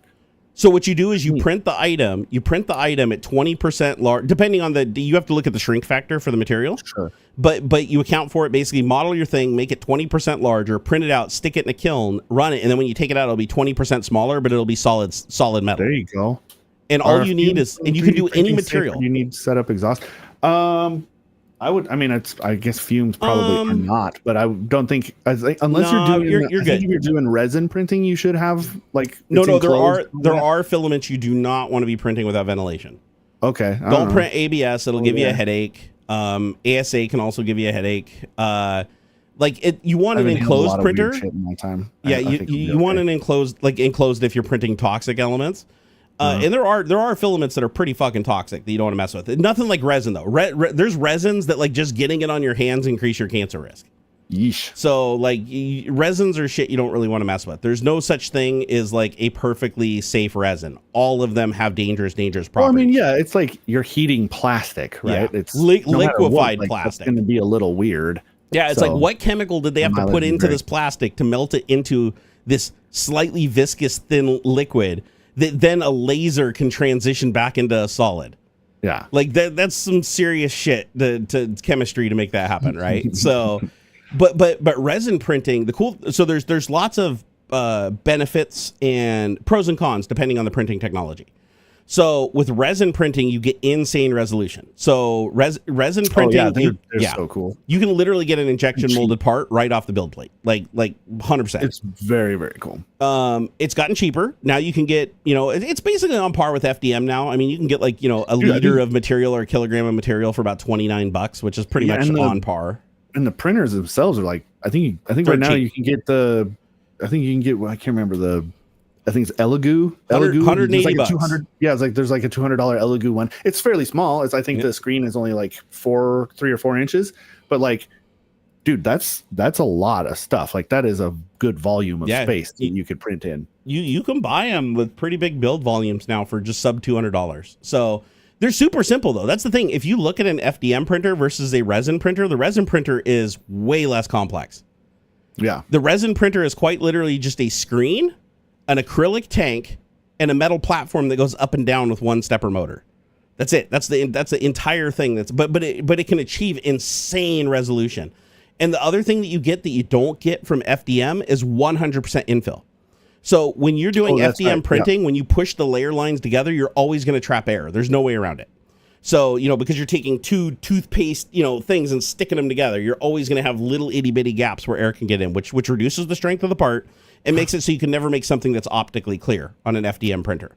However, on a laser printer and a laser SLA printer or a DLP printer, you can cure the material 100% with no gaps between the layers. And so now you can create something that's absolutely solid with no air or bubbles inside of it, which means if you're printing clear resin, you can actually print out stuff like telescope lenses. Mm-hmm. Like I've done it. I printed a magnifying glass lens and polished it, and it literally burned stuff. It set paper on fire. I did it a long time ago. So if you need to print stuff like that, it's great. If you want to print super small stuff, like you could literally on an SLA printer, you could print something this big that under a microscope had like perfect detail. Like 10 microns is the resolution of most. And so I think they even go beyond that now. But even my old form. It's like a little, I think the cheapest one is like a tiny little 4K screen. So you get that really super high resolution. And it comes, oh man, I've seen some of them like literally right off of the plate. It's like, it's so insane. Smooth. There's no lines. There's no print lines. You don't have to dunk it in isopropyl or anything. It's just good. It's done. I wish I had my example sitting on my desk of Cratosicles. I printed them like little Cratosicles. That's right. It's perfect. It's like glass. You can see through it. Yeah. Like it's ice. And it's perfect. It's absolutely perfect in every way. You can see every hair on the head. Like Very it's cool. perfectly modeled out. Even the chains, like the chain had rust on it in the original model, and it even did the rust on the chain links. Then the chain links are tiny; they're so small you have to look at them like under a loop. Huh. And so 10 microns is a lot of resolution, but it's also very slow. To print on a laser SLA printer, to print my Kratosicles took like, I want to say 36 hours for a print that's that tall.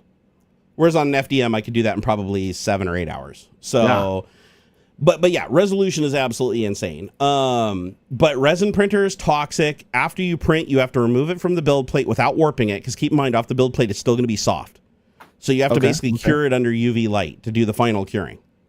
So you basically print the item, snip off the support material while it's still soft, and then cure it under a UV lamp for, a couple of hours. And then you get the final part. And before you cure it under a UV lamp, you have to do alcohol baths, a dirty bath and then a clean bath to clean away the rest of the resin, so that you don't put it, if you just stick it in the UV oven, then all the little drips and runs of resin on it are going to solidify. So you got to clean off the extra resin, then you got to stick it in the thing and cure it. And then once it's fully cured to where it's not tacky anymore and you take it out, then the part is complete. And then you can finish with like final sanding away the nubs on the supports and stuff. But if you don't want to deal with support material, like the holy grail of 3D printing is SLS, which is sintering. So you basically take powder, a solid block of powder of whatever material you're going to use, nylon, PLA. It can do a whole bunch of different plastics and metals. Even if it's a high-end machine, metal it can do.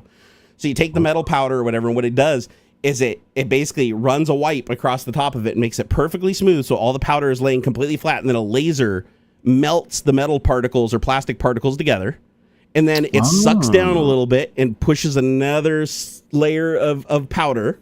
And then and then it just keeps going down. So it goes down, layer, down, layer, down, layer, down, layer. But because it's in a solid block of powder, you don't need support, which means you could create any part with the most complex geometry without gravity ever being an issue. You could literally just print a spring, and you wouldn't need any support material. You would literally just reach in and pull it out of the cake of powder and blow it off, and you're done. Oh, that's cool. But those machines are incredibly expensive. So. Like rapid prototypers kind of thing. Yeah. Jim the Evo said, not my field, but the wavelength of light probably becomes an issue below 10 resolution. It's the same issue optical microscopes have. I believe it. Yeah, I believe it. Right. And honestly, the laser resin printers produce a cleaner result because you don't have there's no pixels to contend with. You can literally navigate a laser over millions of steps.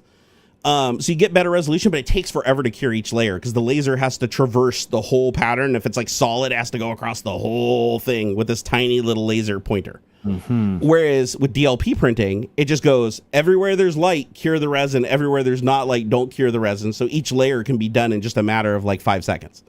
So it's just like layer done, layer done, layer done, layer done. So you can print a lot faster on a DLP, but then you're restricted to the resolution. But keep in mind, even a 4K panel, like a 4K monochrome panel over the course of like a bed that's like 8 inches by 8 inches, the resolution's still going to be so insane it's going to look injection molded.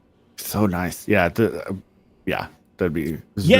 So NVH Master Movie said, have I seen the Micronix SLS 3D printer? Yeah, as a matter of fact, Joel has one right now in his studio I'm going to go see next week. What? So he actually has one of those SLS printers. There's a small company that's making the first like at-home affordable unit that's like I think sub $3,000. Wow. That actually is a full powder SLS printer. Now the downsides are, as of right now, it only does one material and it's plastic. Like it doesn't do like metals or nylons or anything like that. But start somewhere. But once they do that, that's going to be huge because being able to, I mean, dude, just imagine being able to design something in 3D software, not have to ever worry about the geometry. Because when you're designing for resin or you're designing for FDM, you do want to take some considerations when you're designing it. So that you make it easy to remove the support material and hide imperfections and stuff, right? That's a part of the design process. With an SLS printer, you don't have to do that. With an SLS printer, you can literally just take a model out of your favorite video game, no matter how complicated it is. It can even have detached parts. It can literally be like a ship with like fucking phantom drones not even connected to it, like around it in a configuration. And you could print that perfectly, even with like a dude like sitting in the seat but not being attached to the seat. Like you could print like an aircraft with the pilot sitting in the seat but not being attached to it, where once you pull it out and you empty out all the all the powder and blow it out, you literally have an action figure like sitting in the cockpit that you can remove from the craft, and it printed that all as one print. That's freaking amazing. Cool. Science. You can also print like screws and nuts that go together. Like on an sure. FDM printer, you print the screw and the nut separately, and then you screw them together. On an SLS printer, you can actually print the screw and the nut already together, just pull it out of the powder and unscrew it. And then just, wow. Dude, it's stupid wild, man. It's awesome. But there's also downsides to that, too. It uses a lot more power. It takes a lot more time to print. Cleanup is a pain in the ass because now you have this super fine powder that you can't let get in your lungs. And I mean, it's literally super fine. It's like talcum powder. Oh, and so this shit gets kicked up into the air everywhere. So you want to make sure, respirator, full respirator, everything, right? And you're going to get it all over the place if you don't have a vacuum hood wherever you're cleaning, right? Yeah. But cool shit. Really, really cool shit. The technology is getting amazing in the 3D printing space. It's bringing down the cost of everything. And I can tell you right now from personal experience that 3D printers are incredibly practical items to have now. They used to be just a hobby, but look at the shit that I've already done just in the last couple of weeks with just my Prusa Mark IV sitting here. I've already created a stand for my CPAP that puts it exactly where I want it on the wall next to my bed, like my actual, CPAP therapy device. Mm-hmm. So I'm no longer yanking it off the table. I printed an adapter that you can't even buy. This is something you can't even buy. You have to print it. I printed an adapter for my CPAP machine that makes it use actual like small micron HEPA filters from 3M. Oh, cool. Instead of these shitty little filters that cost 10 times as much from ResMed, that's basically just a piece of like, it looks like fucking thing you use to wash your dishes. A sponge. It looks like a sponge. Oh, yeah, okay. It's an itty bitty little sponge, and they sell these things in like an 8-pack for like $30. I can buy these 3M like ventilator like filters now and put them onto my CPAP.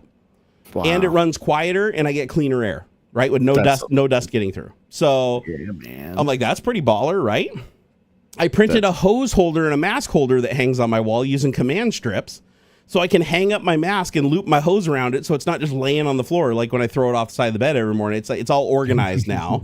I even put reliefs on the wall to route the hose from the CPAP over to my head with a strain relief. So if I roll over in the middle of the night and tug on the hose, it doesn't like reef on the machine. It actually just pulls against the strain relief on the wall.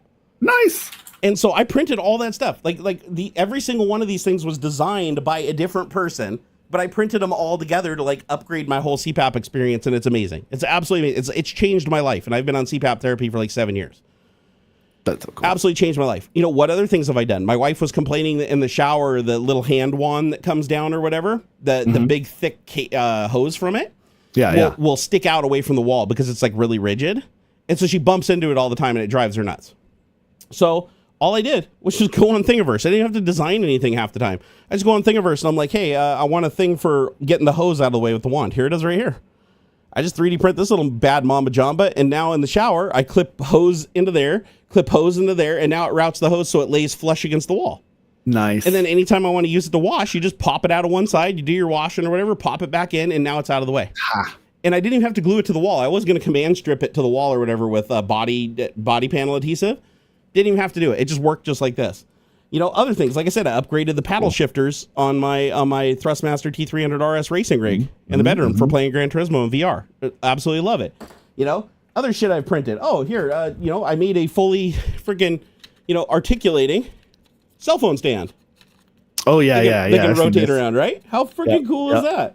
You know, stupid little shit that just makes my son smile. Like, a fully print in place catapult, right? There's a catapult. You can cock it. Pew!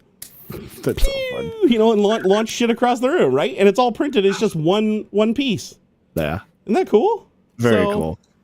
I printed a desk vise. How many vices do people need? Just for tightening shit down to their desk. There you go. It's actually really strong too. So it's like anything you can think of, somebody's probably already designed, like for cleaning the bed. On my 3D printer, it holds a microfiber cloth. See? It's a little microfiber cloth holder. And that's got a little thing so you can put alcohol in it and then it doesn't get on your desk. When you're done, you put it in there and it allows it to evaporate off. So you just clean the build plate and stick it back in there. Ha. I printed upgrades for the printer itself to better manage the tools and stuff around the printer. I created a fully weighted articulated base, that you can take the bottom off here, fill it with sand or rocks or whatever to make it heavy. Oh. And now you can stick this down your desk. And I even have rubber material. I can even print little rubber booties that'll make it stick on the desk so it doesn't move around. And this thing can have another piece. Do I have it on my desk that attaches to the top of it? And it's a fully articulating vise. Look at this. So this one's designed to mount to a desk, right? So you screw that down to a desk. But if I want to transfer it, I unscrew that.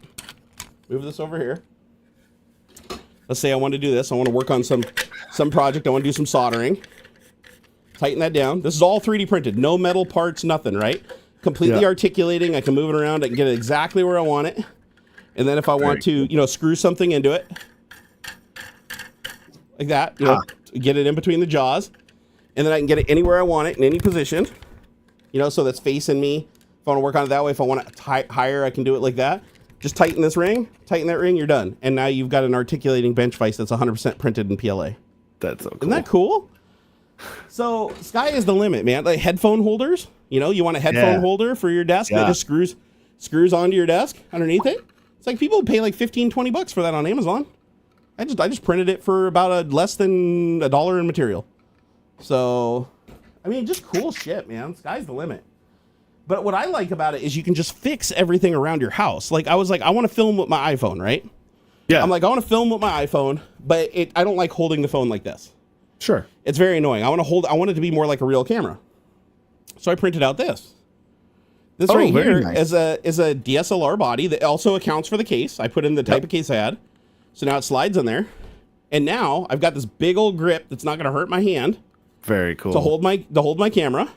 I still have access to all the buttons. All the buttons are still exposed. But not only that, it has a place there for an SSD. You can slide an SSD in the bottom, and it has room to loop around the USB cable.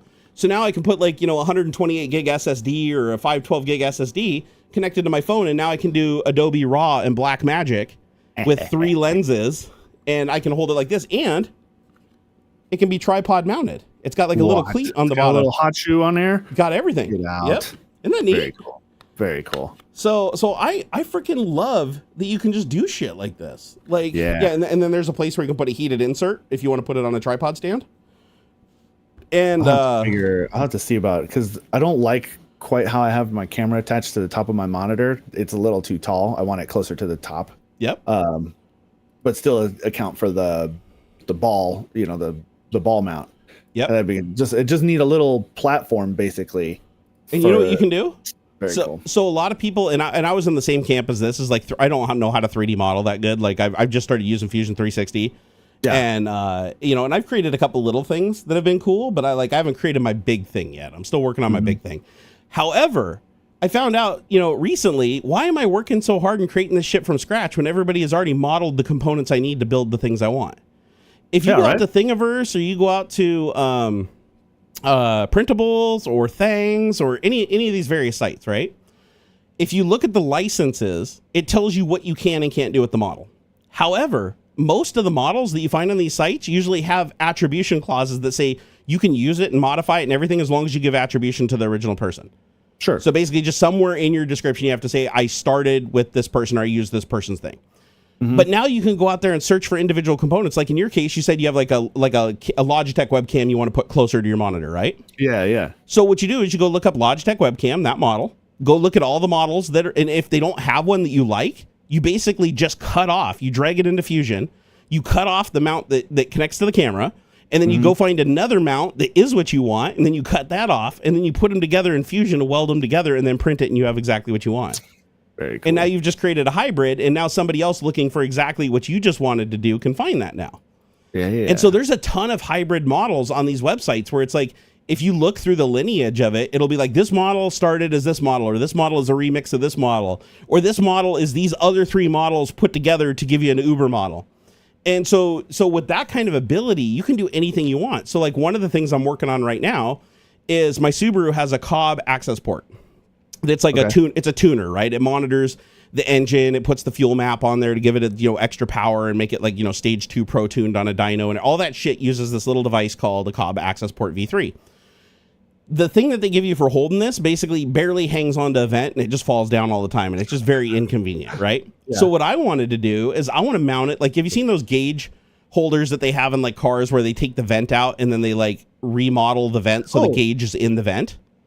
So I wanted to do something similar like that with this Cobb access port, where I take the vent for my defogger that comes up on the side of my window next to my steering wheel, up on the dashboard.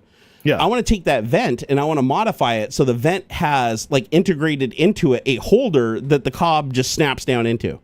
That has the USB cable coming up through the vent, and then I can just pop it on there and it just connects to the USB. The cable's hidden and everything.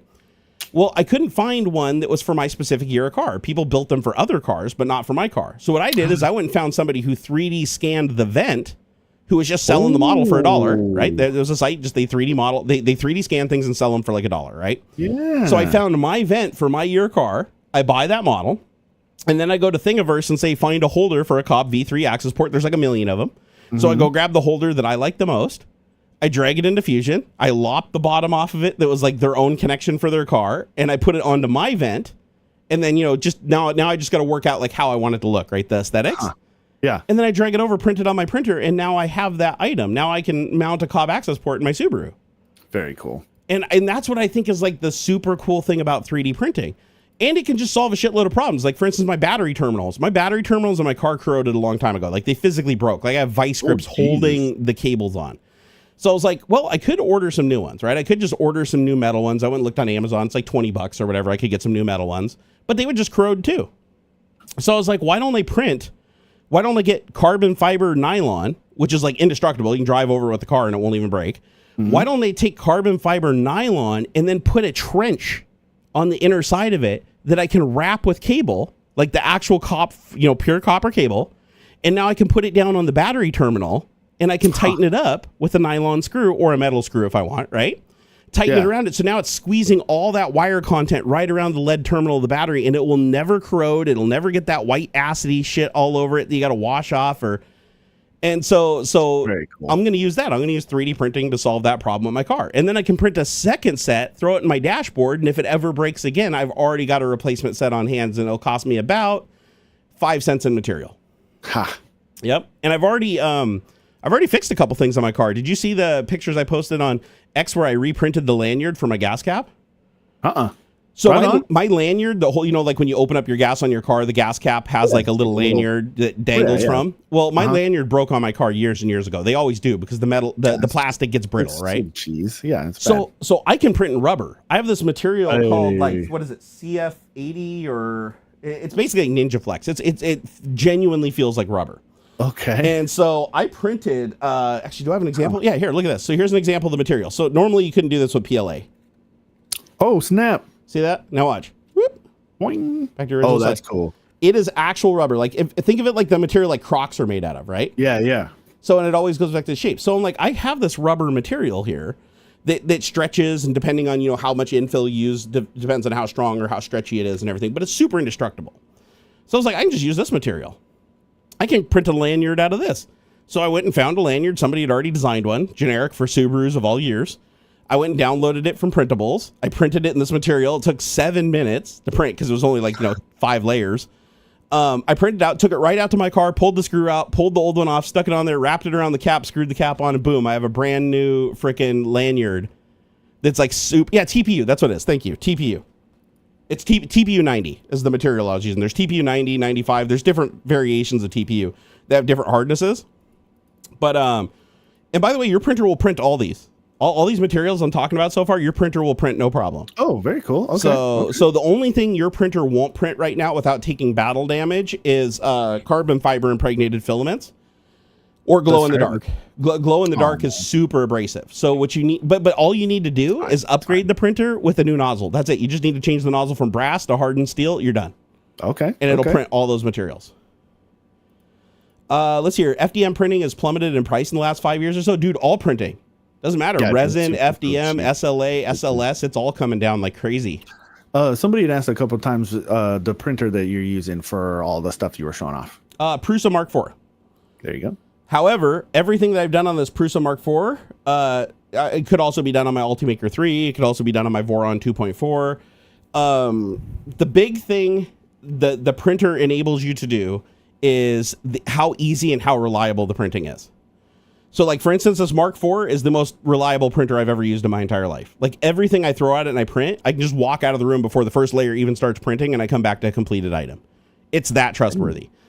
The Ultimaker isn't even close to that trustworthy. So the Ultimaker, I always stick around, make sure the first layer is laid down, which it takes like 5 times as long to heat up. It's about half as fast. So it's a little bit of a slower process, but as long as you monitor the first layer and it looks like it's doing good and the material's not getting snagged, you'll be fine. It works. That's okay. Yeah. The other thing I like about the Prusa is that the Prusa has a filament snag and a filament runout sensor, which means if at any point filament gets snagged or the filament stops feeding for any reason, it will halt the print right there and allow me to come correct it, and then I don't lose the print. It can pick up right where it left off. So if I run out of filament, I can literally just come up and stick another roll of filament on it and just continue my print. And that's what happened here. Like if you look at this, you notice how half of it's black at the bottom and half of it's blue. That's because I was printing this. I ran out of filament because I didn't look to see how much filament I had when I started the print. All I did was come up. It said I was out of filament. I just stuck the new roll on there, hit go, and it completed. And you can see there's no indications. Even dragging your finger, you can't feel anything. It just feels like one solid piece. If I painted that, you wouldn't be able to tell. So, that's awesome. So the Prusa, I highly recommend a Prusa Mark IV. I cannot recommend this printer enough. However, I will say it is expensive. Yeah, it is what you pay for, right? It's going to be. I think they're about $700. They're not cheap Creality printers, that just get pumped out of China. A lot of the parts on them are 3D printed, which means that you can fix and upgrade and do all kinds of shit with them, like right out of the box, which I really like. I also love the simplicity. See, a lot of people knock Prusa for the simplicity. I think the simplicity is what makes them so damn reliable. It should be, yeah. Like that should be the, I don't know. That's how you get normies into stuff. You can't make it. Don't gatekeep by making it complex and stuff. It should be easy. Otherwise, it just stays as a weird, obscure kind of nerd hobby thing. And it's just linear rails need maintenance. Bearings need to be packed with grease. Like there's all these maintenance items that you have, but Prusa has just kept it super simple, but then upgraded the rigidity of it. So even though it's super simple, it's still insanely accurate. And I can tell you right now, this thing is accurate as fuck. Like everything I've printed on this Prusa has come off and just fit right onto the thing it's supposed to fit. And if you go to printables or Thingiverse and you read the how to print and use this item section of like all the prints, it'll always say like, oh, if this doesn't fit, downsize by this, or if it doesn't fit, you might have to upsize by this, or you might have to change this setting to this, or depending on this printer, you might have to change this setting to this. Regardless of what printer is listed as they printed the thing on, everything I've printed with default settings has come off and just snapped pressure fit perfect onto everything I printed. Nice. So the accuracy on it is like just overwhelmingly good. They did an absolute amazing job with the cooling. I love the extruder that they're using. And it's a pretty fast machine for a bed slinger. It's actually fairly fast. I mean, it's not going to be as fast as like an Anchormate M5 with linear rails and shit. But it's also not going to cost you like $1,000, right? I mean, it's going to be $300 cheaper, and you're going to be able to upgrade it, right? You're not going to have to just throw everything away and start over because it's a bunch of proprietary bullshit. Like everything on it is an off-the-shelf part that you can replace. All the gantry, the things holding the screws and holding the axes and everything, all 3D printed.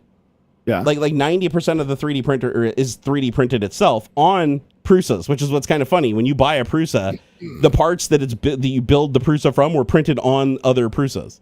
Huh. So it's kind of like Skynet in a way. Who printed the first Prusa? No. right? Like chicken before the egg. Yeah. Core XY printers are really fast. Like that's why I want to get my Voron 2.4 built. One, it's fully enclosed, although so will my Prusa. I've got a Prusa enclosure. I just got to build it. But yeah, the Voron's going to be stupid fast because it's a Core XY and it's fully enclosed and it's 350 by 350 build volume, which means I can print a full-size adult helmet on it. Whoa, so like I could print a motorcycle helmet like is in one go on this printer. So I'm really excited to do that. I've never had a printer with a build volume that could do that. So that's going to be pretty exciting. And Prusa supports their products for a crazy long time. They do. And they're fully open source. That's the other thing that I can't stress enough is a lot of people are like, oh, just buy a Bamboo. Don't get me wrong. Bamboo is a lot of printer for the money. It is. It really is. But it's fully closed source. They've already got caught multiple times doing shady ass shit, including stopping your prints and starting prints on your printer without your permission remotely. So weird. They won't let you see what data they collect. They just trust me, bro. Right? They won't let you do any of that shit. And they've proven that they're not a very trustworthy company. And if they go bye-bye, your printer is garbage. Like without their cloud services, your printer is just a piece of shit. Like it's not. They intentionally cripple it so it doesn't work as well with other slicers as their own proprietary slicer. And I don't know. That seems antithesis to like the whole point of 3D printing and stuff. But there is hope though. If you did buy, if you do own a Bamboo today, there's a group called X1 Plus that are not affiliated with Bamboo that cracked their firmware and backdoored it, and now they made an open source firmware for it.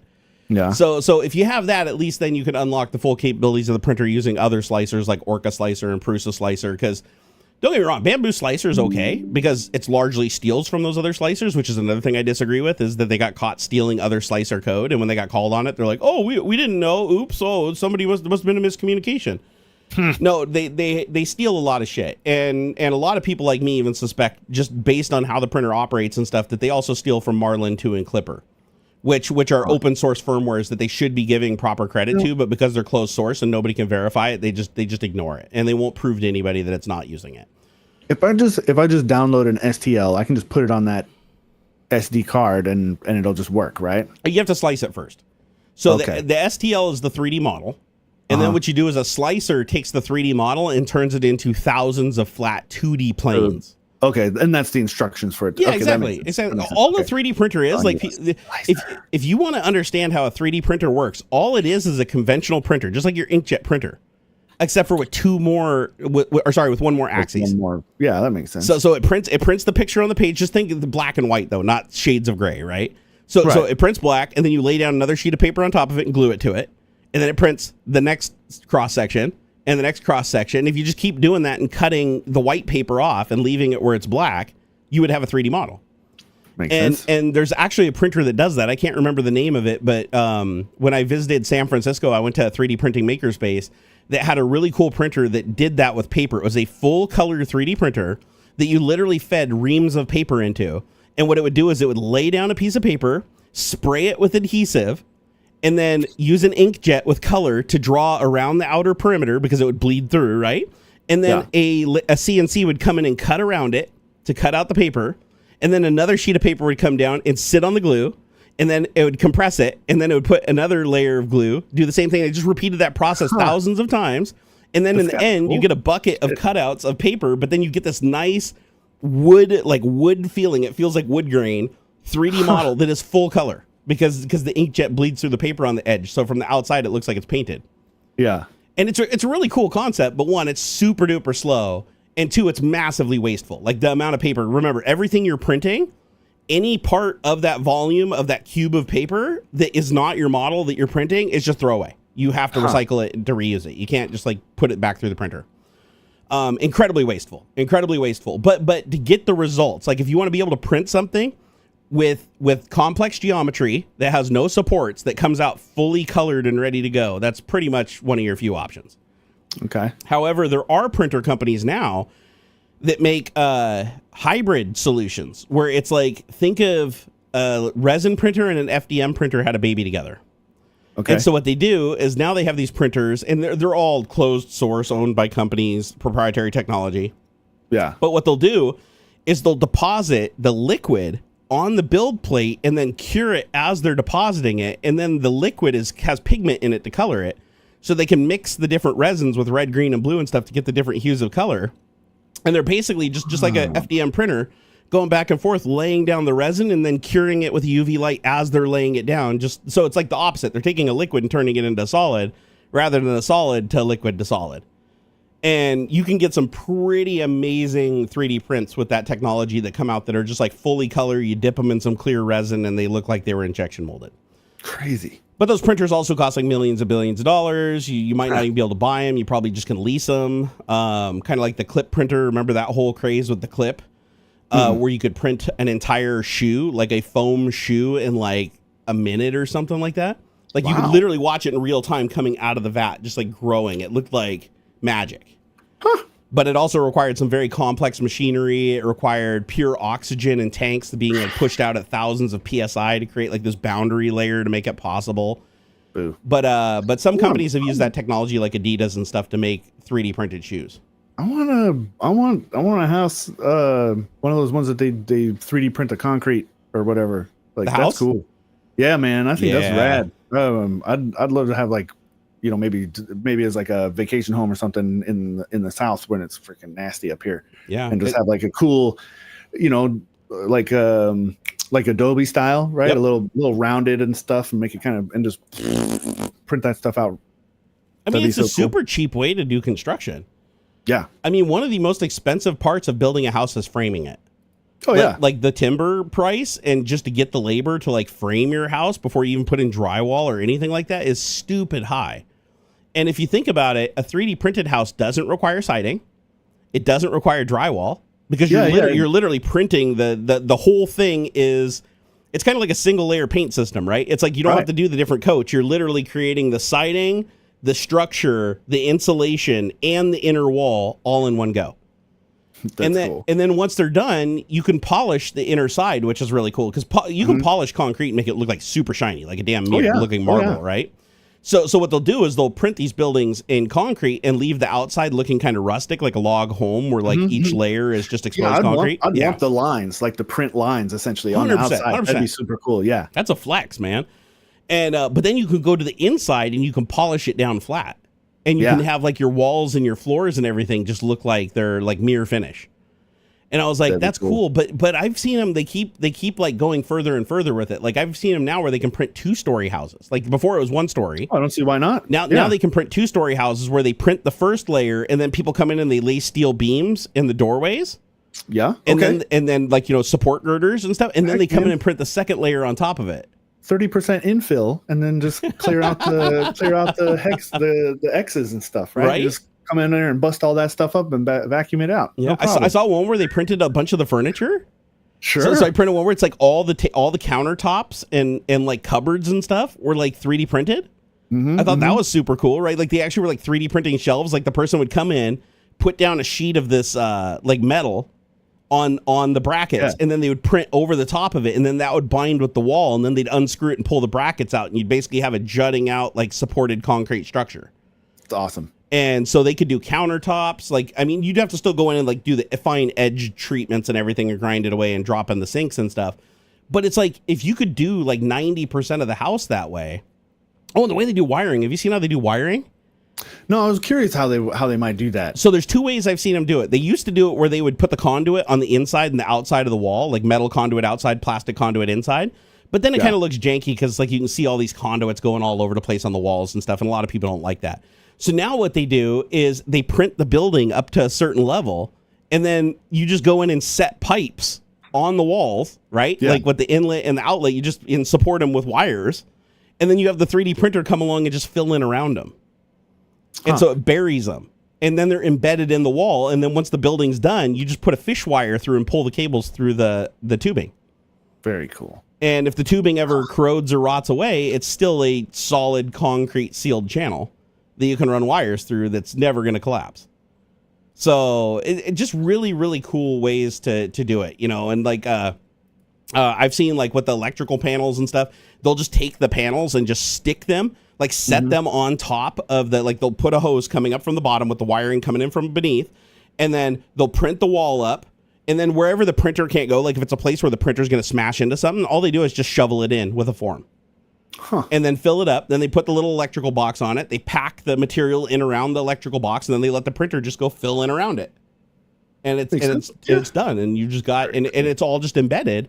And the best part about it is like, if the printer has, imperfections, like it's going to have imperfections, places where there's like little holes or it didn't get filled completely.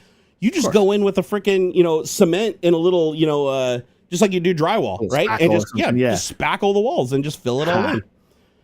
So really cool stuff. And then the time it takes to set up a machine, it's like you can have a crew of like, 4 people come out, set up the gantry, which takes like a day. And then to print the entire structure, it takes like another 24 hours. Yeah. I've seen them print. I think it was, this was years ago, like a few years back now, that some Chinese company printed out like 3 houses in a weekend or something like that. It was like, that's so cool. Framing a house takes, I want to say back when my dad was doing it, framing a house could take anywhere between 1 and 3 months, depending on the season. I believe it. So to frame a house, you usually had like, it wasn't like one dude. It was like a team of like 8 or 10 people on the site framing, and it would still take like a month. So imagine having to pay like 4 to 8 people for a month's salary just in labor alone to do that. Right. Now you go buy the concrete, even though the concrete is more expensive overall because you're doing solid concrete infilled building, it's going to be expensive. It ends up still being only about 1/3 or 1/4 of the cost because of the reduced manpower and time. And the best part is it takes a month to frame a house. It takes another 3 months to drywall it and then another month to do the carpeting and electrical and all that stuff. It takes a long time to finish a house. Like from start to finish, like 6 months is rushing it. A year is realistic for like an average house. Wow. To 3D print a house with like full wiring ready to go from the time you break ground to the time you move in could be as little as a month. And most of that time is going to be the stuff that is the hard shit, like the carpeting and electrical and stuff. That's going to be what takes the time, not the framing and the drywall, which traditionally always took the most time. So are all the walls made of concrete with the 3D printed house? Yes. Yes, all of the walls are concrete. And then what they do for the windows is they just come in with a wooden frame. So they print up to a certain layer and then they pause the print. And then they come in and they level a wooden frame into the concrete structure and basically prop it up with wood sticks. And then they just print around it, fill up the wall, and then print over across the top, make sure the top of the window frame has a beam so that it can support the concrete. And then they put the concrete, and then the concrete cures in just like an hour or two, and then it can hold its own weight, and then you can pull out that form. Yeah. And so it's like super duper easy. It's like you want a window. I mean, honestly, you could just change it like right on the build site. Like to change a window when you're framing a house is like an engineering step, right? You have to go and like, change the blueprints. Now you got to come over here and figure out how to configure it in here and make sure it's the right size window. And with a concrete building, it's as easy. If you want another window, it's literally as easy as just, hey, take that frame right there and move it 6 inches over. Take that frame. You don't have to worry about where the studs are. You don't have to worry about like the load bearing structure. You're just like, I want this window there. You just take the frame and you just move it there, and then you just continue the print. And as long as you still have enough support, like the percentage of wall is there to support whatever's on top of it, you're good. And so it's literally just print up the walls, and then you can even 3D print the roof too. A lot of the times they'll just 3D print the walls and then they'll frame a roof. But now they can even 3D print the roof because they found out all you have to do is just bring in the girders. Like you just lay the girders into the concrete. So print the walls, notch them out, lay the girders in there, and then you just lay like steel supporting sheets across the top. You print the concrete over the top, and then you pull the metal sheets out when it cures. So, and you probably put rebar in it too. I'm sure that they're laying rebar and stuff to make the concrete more supportive. So yeah, right. But no, cool shit, right? I'm actually surprised that's not used more than it already is. And to be clear, it's not the same kind of concrete that you are using to like lay a slab, right? Or like your driveway concrete. Like it's particular for this purpose. It's not. It isn't just like, I'm gonna go down and get a bunch of bags of Quickcrete and knock out a house. It's special for this purpose. I encourage you to investigate further on your own. Yeah, they also mix. I've seen them mix stuff like straw in with it. Yeah. Because the straw actually acts kind of like fiberglass does with resin. It allows it to bend without cracking, so the concrete has some give to it, and it also helps with like the moisture and breathability of the concrete in the house, so that it doesn't get stuffy. But yeah, I've seen multiple materials. I've seen them print in like Adobe material that's like not even concrete. Have you seen that where they just take like the ceramic? It's more like a ceramic brick that comes out. Yeah. So I've seen them print those dome houses like they were going to do on Mars. Remember Mars? They figured out how to take the regolith and like turn it into red cement, and then they'd make the buildings go up to a point so that they didn't have to do any supports for the roof. They could just print it right up to the very top like this, and they would just be like egg-shaped houses. Yeah. I thought that was pretty cool. Like I'd rock an egg-shaped house. What did he say? Some companies also used recycled concrete materials in with it as well. Yeah, no doubt. Yep. Yeah. I mean, anything you can crunch up and just throw in there. I've actually heard there's crazy additives you can put in concrete. I didn't know this, but like you can put styrofoam in concrete. You can put what's that? Limestone's the way to go. Ground up like powdered limestone. That's how the Romans did it. Yep. Or carbon nanotubes. Sure. So apparently just like a cup of carbon nanotubes, like an actual cup just with the little carbon nanotube fibers added to like an entire truck of concrete can increase the yield strength by like 10 times. I watch a guy called what's that? Practical Science on YouTube. Is that his channel? The guy that always makes like the alcohol steels and does like the rocketry and shit. What the fuck is their channel called? I love it. It's like a dude and his son that do all these projects. God, I wish I could remember. Anyways, he did a video where he wanted to see how he could improve the strength of concrete with different additives. And so he does a video series where it's like he adds more of different types of additives and then tests the yield strength of the material. And he adds carbon nanotubes to like one of the concrete mixes, and the strength goes up by like 10x. Wow. And he was actually shocked by this. Like he knew, he's a science guy. So it's like he already knew the carbon nanotubes would improve it. Yeah. But he had no idea it was going to be to that level.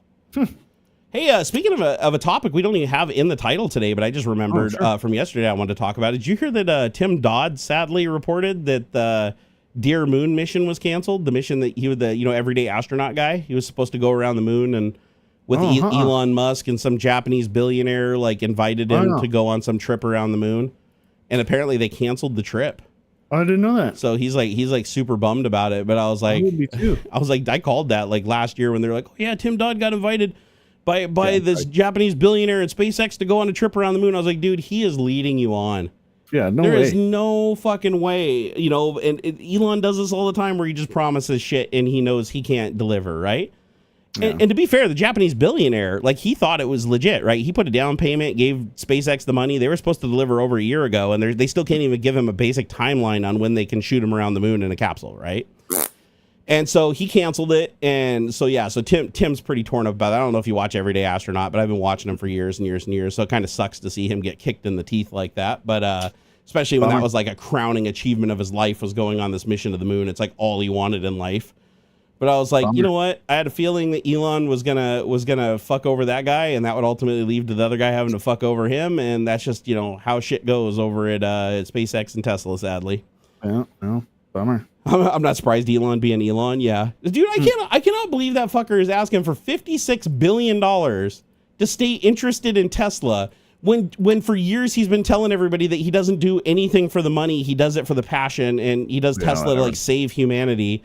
But now he's like, if you want me to stick around, you got to give me $56 billion more, and if you don't give it to me, I'm going to take my robotic technology that your company developed, by the way, I'm going to just take that somewhere else. Like, oh my God, I hope the courts just like literally throw the book at him. Hey, the Tech Chef, thank you for the $3.09. We appreciate that. He said, you have a rocket companies 3D printing rockets. That is true. Right. That is true. The first fully 3D printed rocket launched, I think it was last year. What's the name of the company that did it? It was a big deal. Like this company created an FDM 3D printer that quite literally is just a MIG welder tied to a robotic arm and a lazy Susan. It literally, just think of a MIG welder, you know, laying down a bead, and it's got a lazy Susan. It just goes like this with stainless steel and just builds up a wall. And the whole thing like was 3D printed, like the cone, the body, the fuel tank, the oxidizer and fuel tanks, the nozzle on the engine, all of it 3D printed using this method. Oh, it's called Astro. The company's Astro. Yeah, but they did finally successfully launch a rocket. So a fully 3D printed rocket. And that's a big deal because it's like rockets are super expensive to produce and massively labor intensive.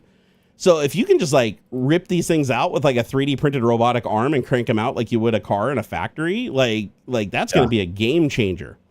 Now, granted, I don't think these rockets are big enough to like carry humans to space. I think these are more for like carrying small payloads into orbit. Okay. Correct me if I'm wrong, but if they could scale it up to the size of like getting people into space, this could be way cheaper than even what Elon is offering. So, which would be nice. I'd like to see Elon, you know, get his ass handed to him on SpaceX. No hate. I love Elon as much as the next, you know, sadomasochist. But yeah, no, I wouldn't mind seeing the billionaire get put on his ass a little bit. I like it when justice is served with a side of justice. Yeah, justice. Let's see here. I think literally throwing the book at him might be against the court rules. It'd be worth it. It'd be worth breaking the rules to do that.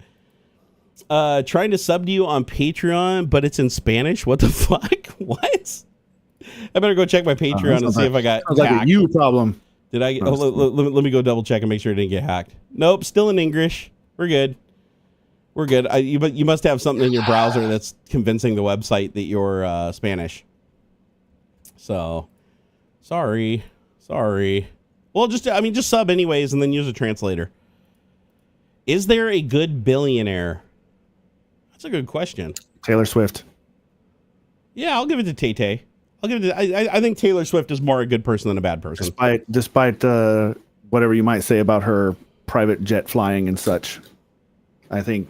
Hey, compared to other billionaires, I'd say that she's a pretty low offender. Bezos' wife, I don't think counts as a billionaire anymore, or is she? She's given away so much money. So. Oh, Bezos' wife did? Oh, ex-wife. Yeah. But did she give away to not be a billionaire anymore? I don't know. She might still be. I know that I remember she's given away hundreds and hundreds of millions of dollars. Like to an extent that like I remember seeing a headline saying it was getting difficult. Like she's like can't give the stuff away fast enough. Like wow. You know what'd be cool about being her though is that nobody would recognize her. Like nobody knows who she is. She literally can move her. She can go to the supermarket and just buy shit, and like nobody's gonna know who she is, like on average in public. And she's got billions of dollars. That is the best situation to be in, because it is incredibly hard to be a billionaire without everybody knowing who you are. Mark Cuban is a pretty decent human being, I would say. He's a billionaire. Mark Cuban can be a little bit of a hard ass sometimes, but I think his heart's in the right place. Yeah, I don't think Mr. Beast is a billionaire. There was some headlines going around that somebody had valued his YouTube channel at $1 billion, but I don't think that's legit. So here's the thing, and it depends on how you look at it. He did get a legit offer, like a legit contract sign here offer for $1 billion for the YouTube channel. Yeah. Like a company was ready to pay him, like literally escrow presented, money secured. I will give you $1 billion for a YouTube channel. And he turned it down. So he's not technically a billionaire, but does he still get the credit of a billionaire if somebody was willing to give him $1 billion for his business?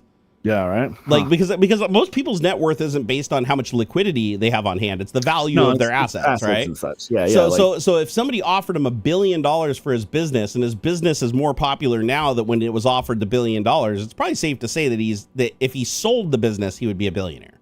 Yeah, right. So I guess you could say he's a billionaire, but only just.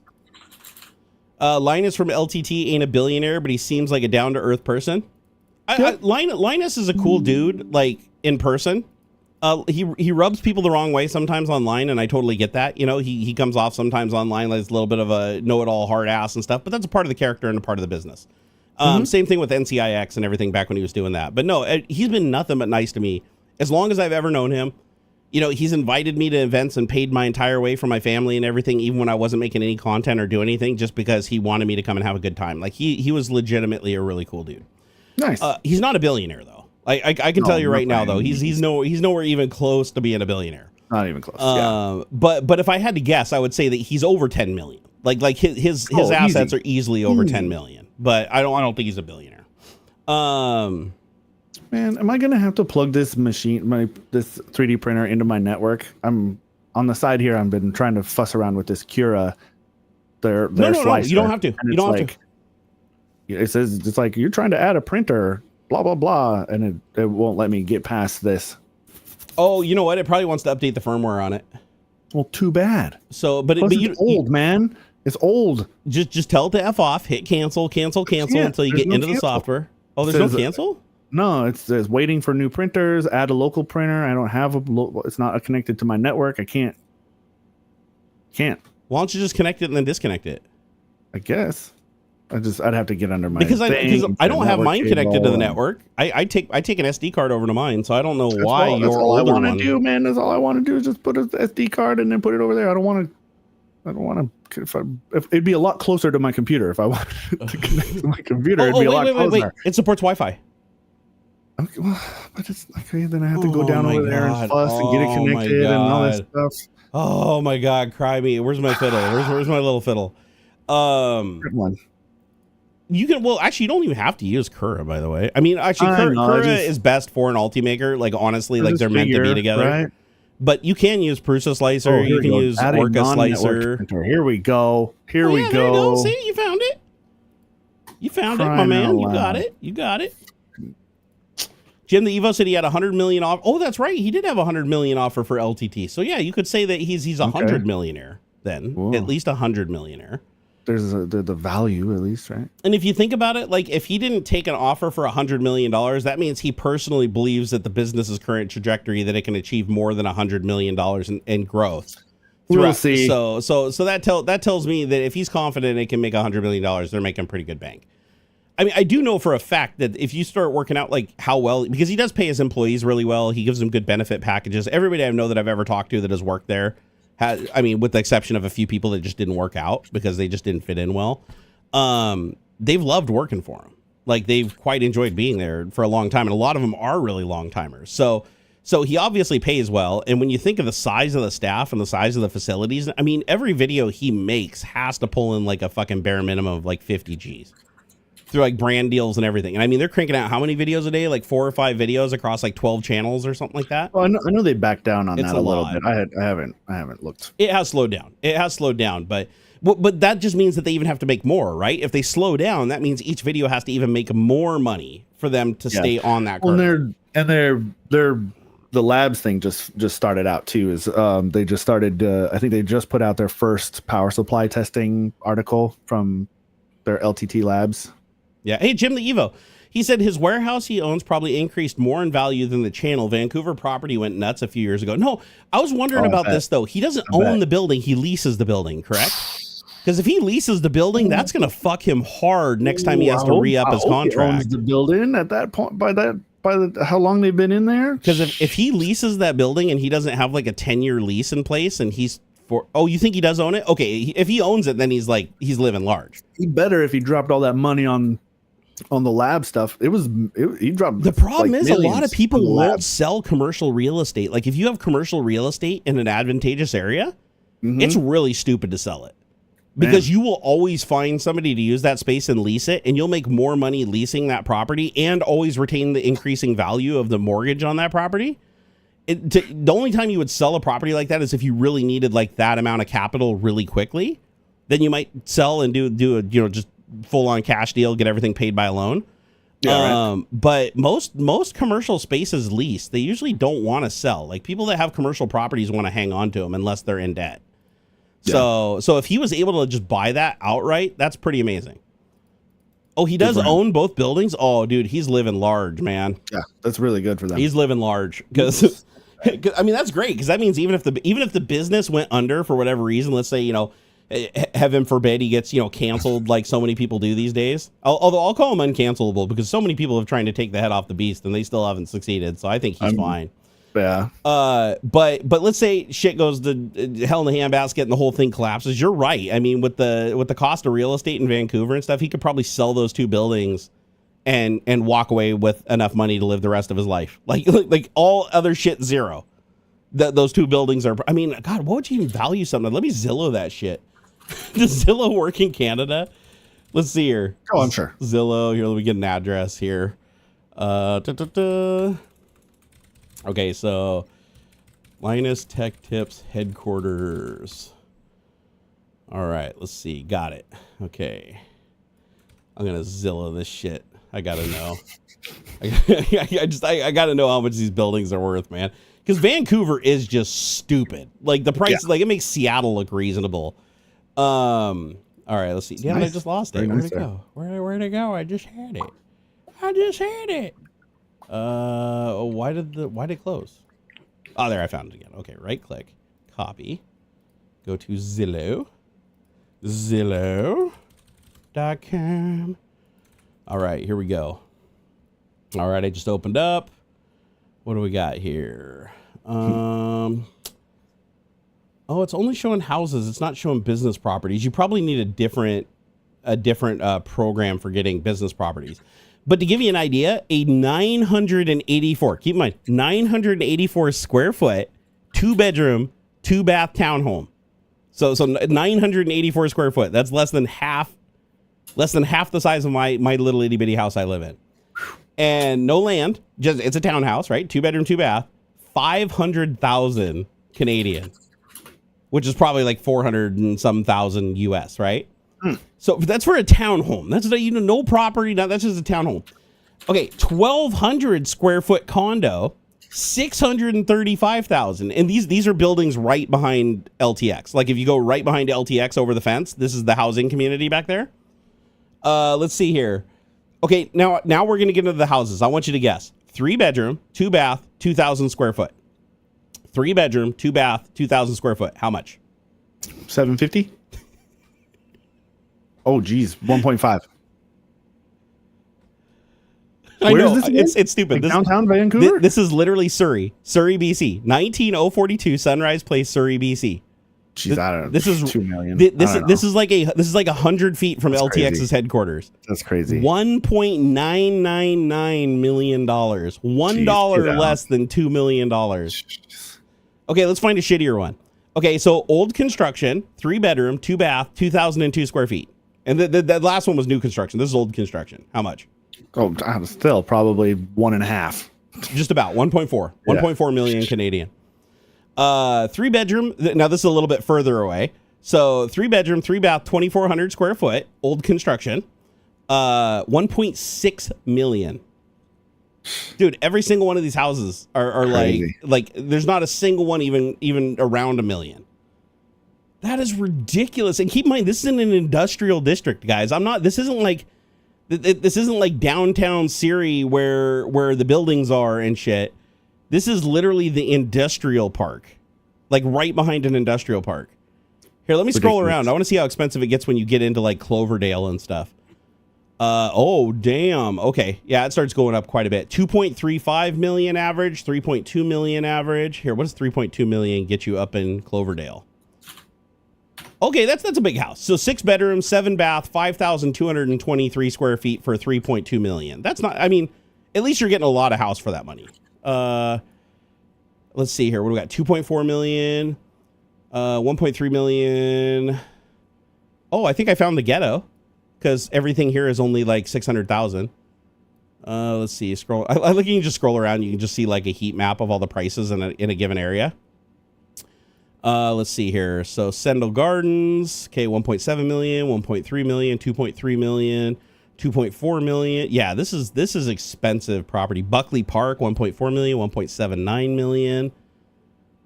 Here, what's this 3.1 million? Oh, 12 bedroom, 10 bath mansion for 3 million? Okay, all right. Yeah. I'd live in that.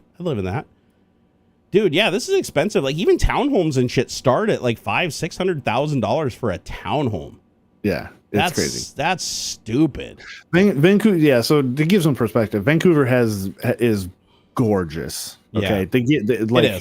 It is like Pacific Northwest sort of, but Vancouver itself, they get way less cloudy raininess than like Seattle and Western Washington. It is gorgeous out there. It's still a lot of like old architecture and things like that. And there is a bigger, more and more of a tech presence. There's a lot of game development and that is true. Film, a lot of VFX film stuff going on in Vancouver. Yeah, film. So it's a real hot spot. Yeah. Hey, I think I just found the deal of the century, dude. Same with like Toronto. If you're wanting to go more East Coast, Toronto is blowing up real big. There's a lot of game development and VFX stuff going on out there. Actually, Canada in general is really coming up in tech, in various flavors of tech. Hey, if you guys want to go in on a deal with me, I found a 13.58 acre lot. It's just a flat field with grass and dirt for 4.4 million. Get the fuck out. Pardon my French. I mean, it's 13.58 acres, which is like a pretty big chunk of land, but it's literally just a dirt lot in the middle of like farm country, way out on the outskirts of like literally there's no other houses for sale anywhere around it. This is like 10 miles outside of Cloverdale. 4.4 million for 13 That's acre where they lot. film those monster movies, right? It is. Isn't totally that the series of I think it is. Yeah, Cloverdale or Cloverfield. Yeah, is the series of those. So just for comparison, let me go here. Let me pull up Seattle. Let's see like downtown Seattle, right? Like Capitol Hill or something. Because I think Seattle might be able to give them a run for their money. Here, Seattle, Washington, Montreal. Montreal's another one that's a little more if you want more Euro flavored Canadian. Oh yeah, Seattle owns Vancouver. Absolutely owns. Oh yeah. Holy shit! Yeah. I thought Vancouver might actually own Seattle. No, you buy a house in Capitol Hill that was built in 1910 for $4 million, and thing probably hasn't been updated. Probably still got single pane windows. Check this out. Old construction, 7 bedrooms, 7 bath, 9,300 square feet. So that's a pretty big house. 9,000 square feet is huge. That's huge. Yeah. So, but not a huge plot of land. It's literally built against a street. It's not a huge yard. Yeah, no yard. $6 million. Yep, that's those NIMBYs, man. $6 million. They won't allow the area to be rezoned for like mixed use or like higher density. It's all single family home stuff. Oh, dude. And it's people who've lived there for 100 years, like literally 100 years. Old money. Yeah. And check this out. 5 bedroom, 4 bath, 5,800 square foot. Which my neighbor's house is 5,800 square foot. So that's big, but not massive. I've been in this house. It's not crazy. 5.6 million. Yep. And again, not a lot of land. It's literally built on a street. Like you walk right off the sidewalk up into like a little McMansion. Like I bet some of the houses that like in the U district that get rented out to college people, like they're old. Like they're like 100 years old. Oh, up by UW, right? Like the frat houses and stuff. They'll have 12 houses or 12 bedrooms and stuff or whatever. Like they're small because just 3,400 square foot old construction, 2.19 million. Yep. not surprised. That's crazy. 3,400 square feet. That's not, I mean, that's a decent sized house, but that's not huge. That's not a huge house. Right. Let's see here. Oh, surprisingly on the water though, you can get a 583 square foot 1-bedroom floating unit for 399,000. I didn't realize it was only 500 square feet. Is that a houseboat? It's a houseboat. Houseboat. Yep. That's kind of cool. I'd actually live on a houseboat. I think that'd be pretty cool. Actually, cool. I think that'd be neat. So okay, so you're thinking up in U District, right? Would be where everything's super expensive. All right, let me see if I can find it. I'll bet this, or it's just silly prices for ancient freaking homes. Let's see here. So Cedar Park, let's see, Morningside. I think I go south. Let's see, where is it? Hawthorne Hills. That's pretty expensive, wherever that is. Yeah. Let's see here. This is crazy. Down by the water. Actually, surprisingly, down by the water, shit gets almost reasonable, which I wasn't expecting. Like down at Gasworks Parks, you can get a 1,000 foot, a 1,000-foot condo for $700,000. Oh my God. Okay, maybe it was only reasonable because they're tiny little buildings. Yeah. Whoa. Geez, 527 square foot houseboat, $179,000. That's not bad. That's not bad. 180 for, I mean, it's small, but I mean, 527 square feet, that's tiny, isn't it? Isn't that like super tiny? It's like half my garage. It depends. I guess it depends on how much space you really want or need. I guess that's a third the size of my house. Okay, that's not too bad. That's not too bad. I can do okay in around that 650-ish square feet, yeah? Yeah. So, South Lake Union. South Lake Union, everything is $2+ million. Yeah, easy. And there's a lot for sale right now. Like, it looks like everybody was forced out of that area because it's like like they're all overlapping each other. You can't even see it. And then as you go south, it looks like shit starts getting a little bit cheaper as you get down to Beacon Hill. Still expensive. What if you go over to the industrial? Okay, so the industrial district, and if you know, like where all the boats are bringing in. Yeah, exactly. Like where they're bringing in all the boats and like container ships and shit, right? Yeah. So if you want to get a place there, you can get a 694 square foot, 1-bedroom, 1-bath studio, $389,900. Can't be a studio and a 1-bedroom. What does it say? Either or. A studio implies no other rooms, but a bathroom. I thought in a studio the bathroom could still be enclosed. Yeah, that's what I mean. There would be a studio implies no other rooms except maybe the bathroom is like. Oh, right. This does say 1-bedroom. Okay, never mind. Yeah. So it's not a studio. So where's the bedroom? Let me see if it shows the bedroom. Okay, I mean it's a decent use of space. It's a pretty building. It looks like it was renovated, but still fucking $400,000 for 694 square foot. That's ridiculous. That's crazy. That's stupid money. Let's see. Okay, up here in the water, $850,000 for a 2-bedroom, 2-bath, 1,352 square foot townhome on Alki Avenue, overlooking the water. Oh, okay. I mean, that would be a cool place to have, but jeez. Yeah, $850,000. That's like more than my house is worth. My house and the land it's on is like $200,000 less than living in that little townhome. So yeah, I'm glad I am. Now, if you want to get cheap places, if you're looking to live cheap, then head over to Arizona. Yeah, exactly, Arizona, baby. Yeah. Go over to old Arizona and everything's dirt cheap. New Mexico. Let's see here. Arizona. Arizona. Okay, we'll see if we pull this up. Good old. You can do pretty well if you get into like some of the suburbs of like Phoenix or something. Yeah, you can do pretty well. Get some pretty nice spots going on.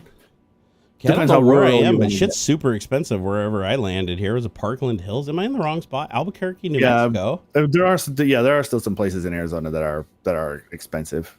It's usually closer to like the Tennessee. That's where my aunt lived. My aunt lived in Tennessee, and she had like a 3,000 square foot house with like a fountain and a roundabout in front of it. She sold for $89,000. That was like 10 years ago though. Let's hear Tennessee. Let's hear. Okay, new build in Arizona. Tons of building violations. Oh, that's interesting. Tennessee. Let's see how much Tennessee is. I don't go to Tennessee because I heard that outside of Tennessee you can get like stupid cheap real estate because like everybody has to come into the city to work. So the outskirts, like where there's no work out there, it's like super cheap. Gilbert. That sounds familiar. Gilbert in Arizona. Yeah. That's fancy. Gilbert. Yeah, I remember looking around in that, and that's like kind of fancy. Damn, prices have gone up a lot. These are like, how about Kentucky? Ew. Dude, I'm trying to find cheap places. I'm trying not to go east of the Rockies, man. I mean, Colorado, kind of maybe Colorado. That technically is east of the Rockies. Oh, baby. I just found the mother load of like cheap trash living right here, baby. Oh, I did. Okay, here, check this out, dude. Now we're getting into cool shit. You want a 10,000 square foot lot? 20 grand. 20 grand for a 10,000 square foot. It's a lot, land, but still 10,000 square foot. You could build like quite a few houses on that. How many square foot is in an acre? Like, my house is on a 5,500 square foot lot, so you could build 2 houses with my lot on that. Okay, well here. For 20 grand. How many square foots in an acre? Let's see here. What do we got here? 43,000 square feet. Check this out. 43,560 square feet in an acre. So it's how's this sound? How's this sound? 3 bedroom, 2 bath, 1,188 square foot, right? Okay. 185,000. Yeah, there you go. Now we're getting cheap. Where's that? This is in Kentucky. Shively, Kentucky. Check this out. 127,000, 2 bedroom, 1 bath. Only 754 square foot, but still 127,000. These are all in the 100,000s. 3 bedroom, 1 bath, 1,547 square foot. So basically the size of my house that I'm living in right now. $125,000. Oh, we can get 113,720 square foot, 2 bedroom, 1 bath on land, 112,500. Dude, this entire place is everything is in the 100,000s. Oh no, I found an 80. Hold on. What do you get for 80? Okay, for 80 you get a 2 bedroom, 1 bath, 830 square foot house for 80 grand. Although this does look like a fixer upper. I mean, this looks like a crack house. I wouldn't live there. Okay, hold on. 3 bedroom, 1 bath, 1,306 square foot, $55,000 in Louisville, Kentucky. In Louisville, Kentucky, you can buy a 3 bedroom, 1 bath, 1,306 square foot house for the price of like a fucking used BMW. I want to look at how ghetto this house is. This house has to be no, it's nice. It's brick. This is like built. When was this built? Built in 1900.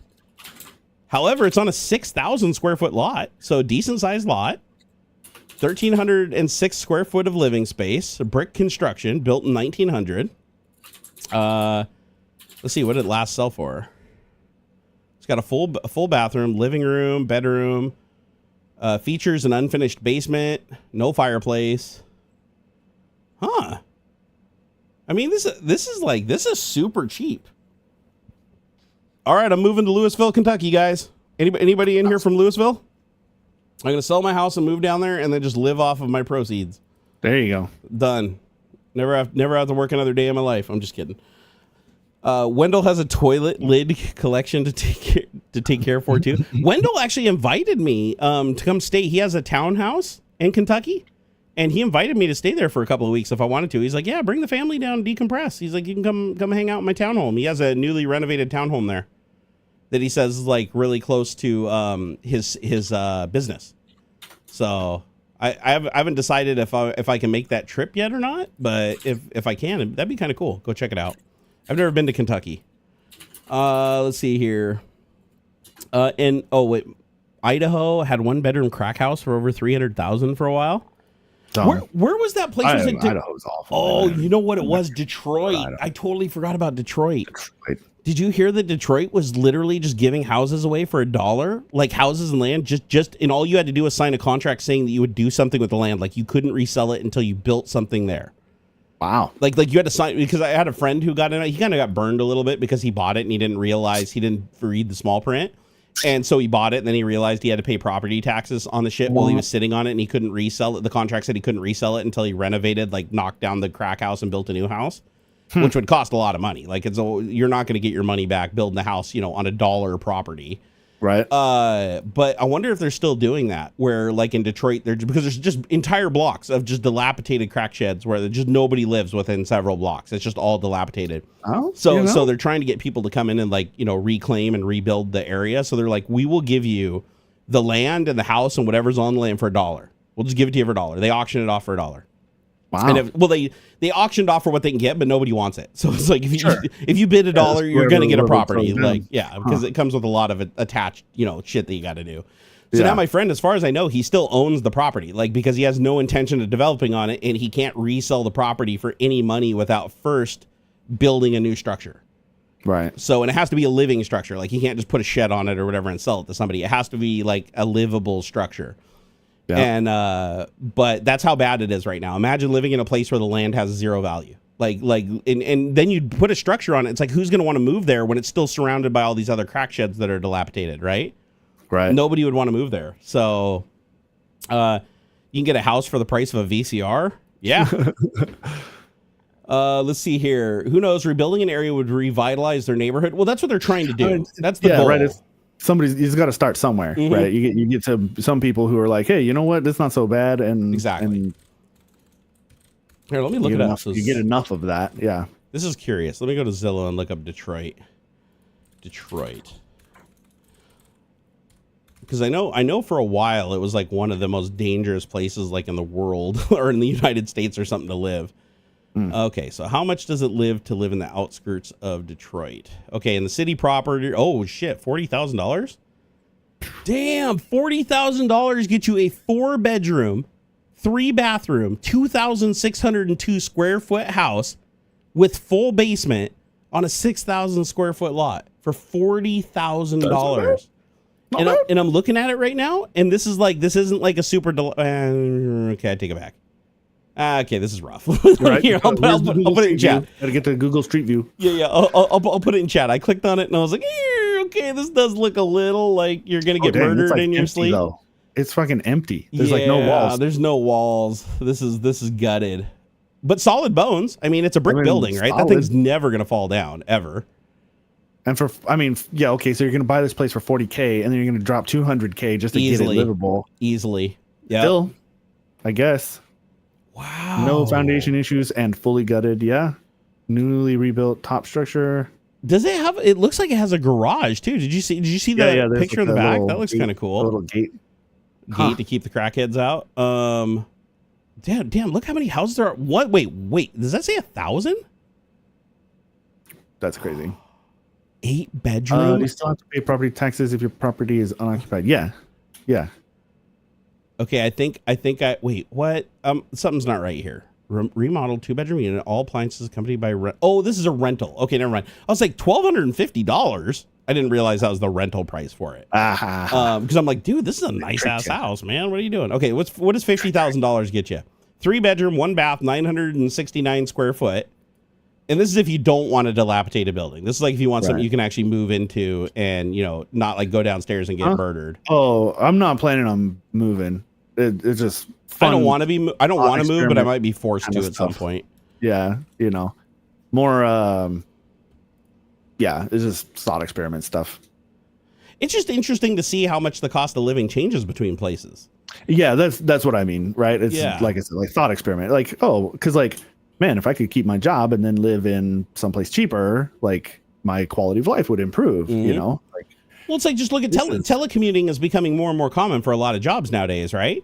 As automation starts taking over, where you don't have to have a physical presence because you have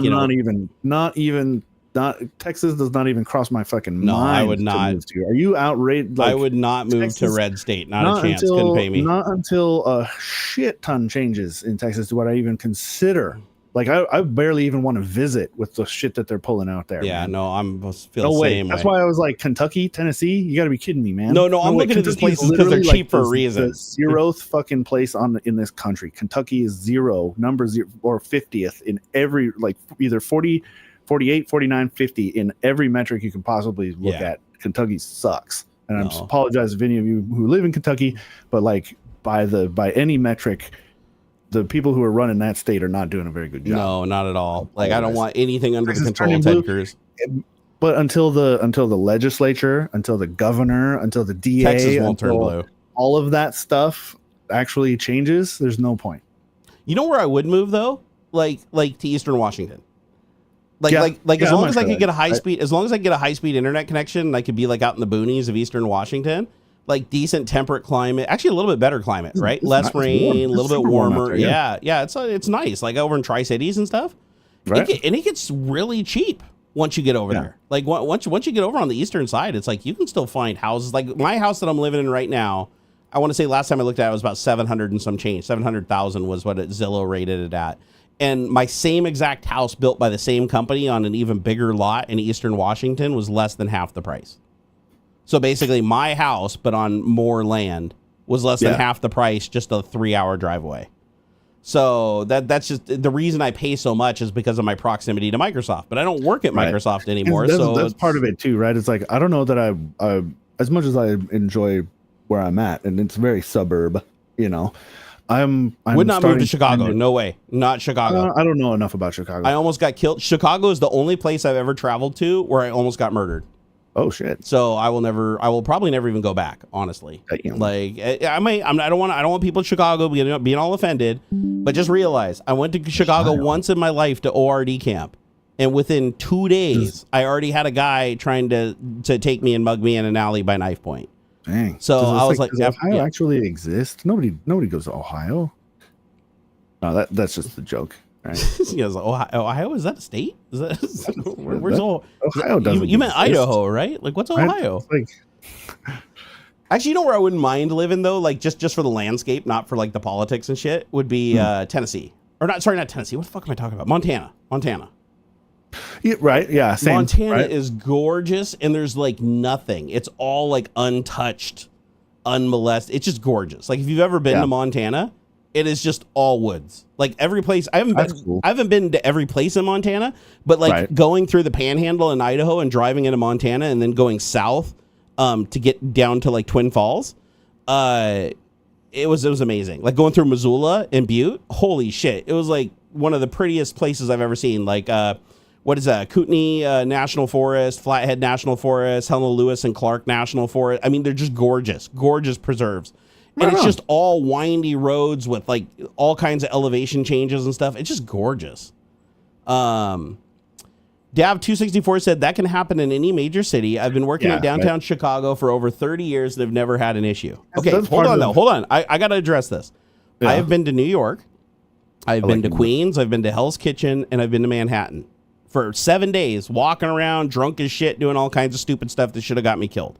Ha. I went to Chicago and almost got mugged. In 2 days, the hotel warned me that a lot of people just got killed there days prior, and two other people that were ORD camp did get mugged. Damn. So I can't really say like where you are in Chicago might be okay, but downtown proper Chicago is fucking a war zone. I mean, I always liked the little bit of at least it was back then. I don't know about now. Really cool. I think New York's gets a bad rap. It does. It's the kind really versus nice thing, you know. The people aren't nice, but they're kind. Right? Don't get me wrong. New York, absolutely disgusting. The subway, gross. Everything's dirty as fuck. However, really fun place, really nice people. A lot of batshit crazy people, but fun people, nice people. Like when I was in New York, I never felt threatened. Like even being on the subway, like with a homeless dude like drugged out and like shitting on the train. Like I never felt like anybody was going to kill me and jump me. Like I legit felt like everybody just kind of was like used to being around large groups of people and everybody just kind of did their thing. Yeah. When I was in Chicago, I straight up felt like there was laser beams on me. Like people were fucking marking me and following me around and you don't belong here. Like it felt very different to me. Sketchy being there. So one incident does not make a war zone. No, that's why I said there was multiple other incidents and there was a whole bunch of people just killed and 2 other people at my event got mugged, like successfully mugged. Yeah, that sucks. So just keep in mind, I'm not saying one incident. I'm saying 1, 2, 3 plus the murders that happened that week, all within like a 4-block radius of where I was. I'd say that's enough for me to be concerned and not want to return to that area. Puts a sour note on it for sure. So let's not say Chicago completely. Let's say that downtown, that proper downtown Chicago where the Hilton is and where Google's headquarters is. Oh, that's the place where I will say that I will never return. Like Google will have to move their headquarters if they ever want me to come back.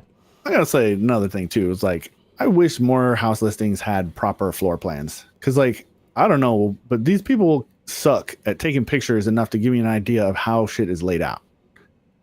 I feel like they kind of do that on purpose though, so that you like feel like you have to go there and look at it. Yeah. Where they can kind of get their little meat hooks into you and fuck with you.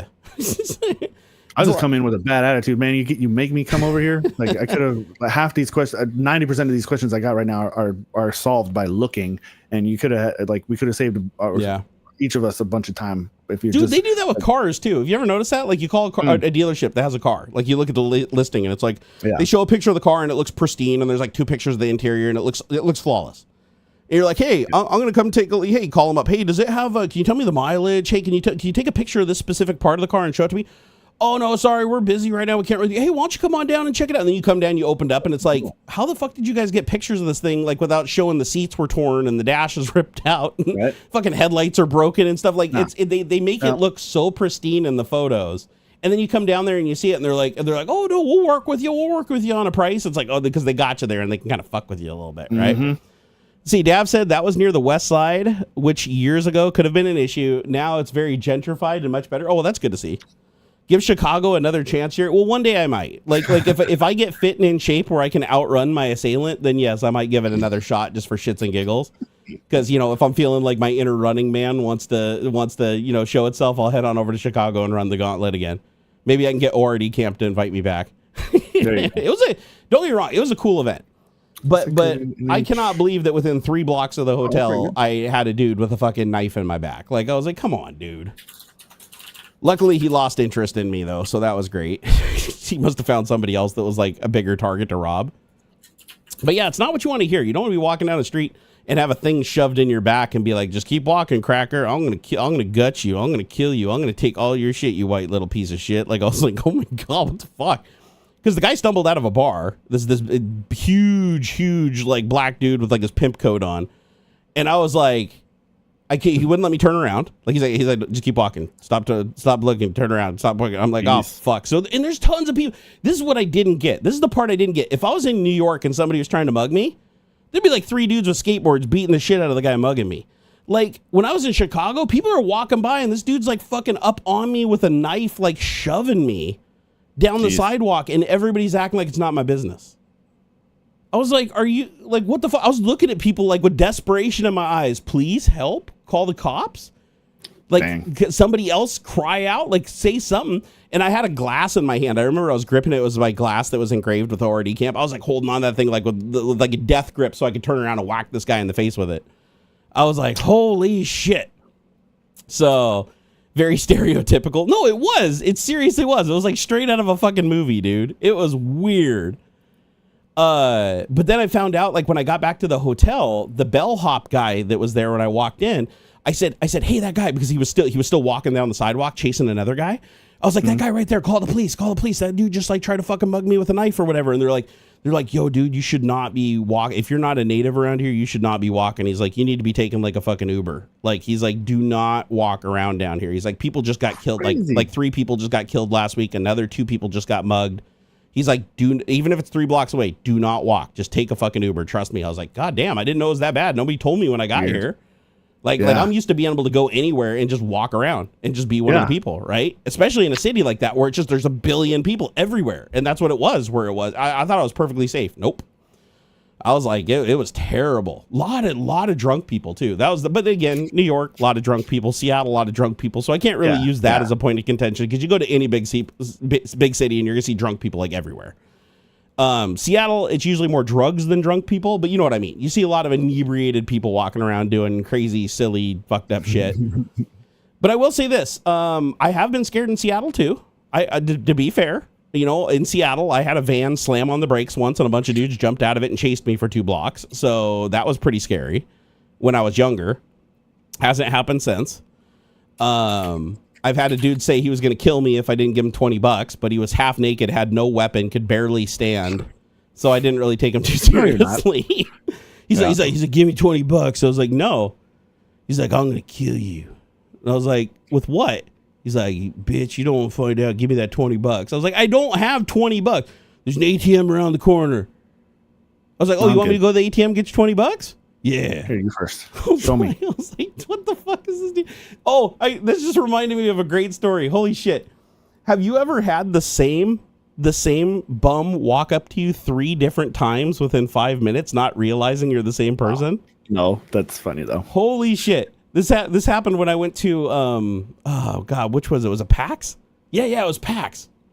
Penny Arcade Expo. Mm-hmm. I went there and I walked like 3 blocks from the convention center where I had my vehicle parked. And I'm walking along and this lady completely just cracked out of her mind. It was kind of sad. I mean, she was young too. She was probably only like 15, 16.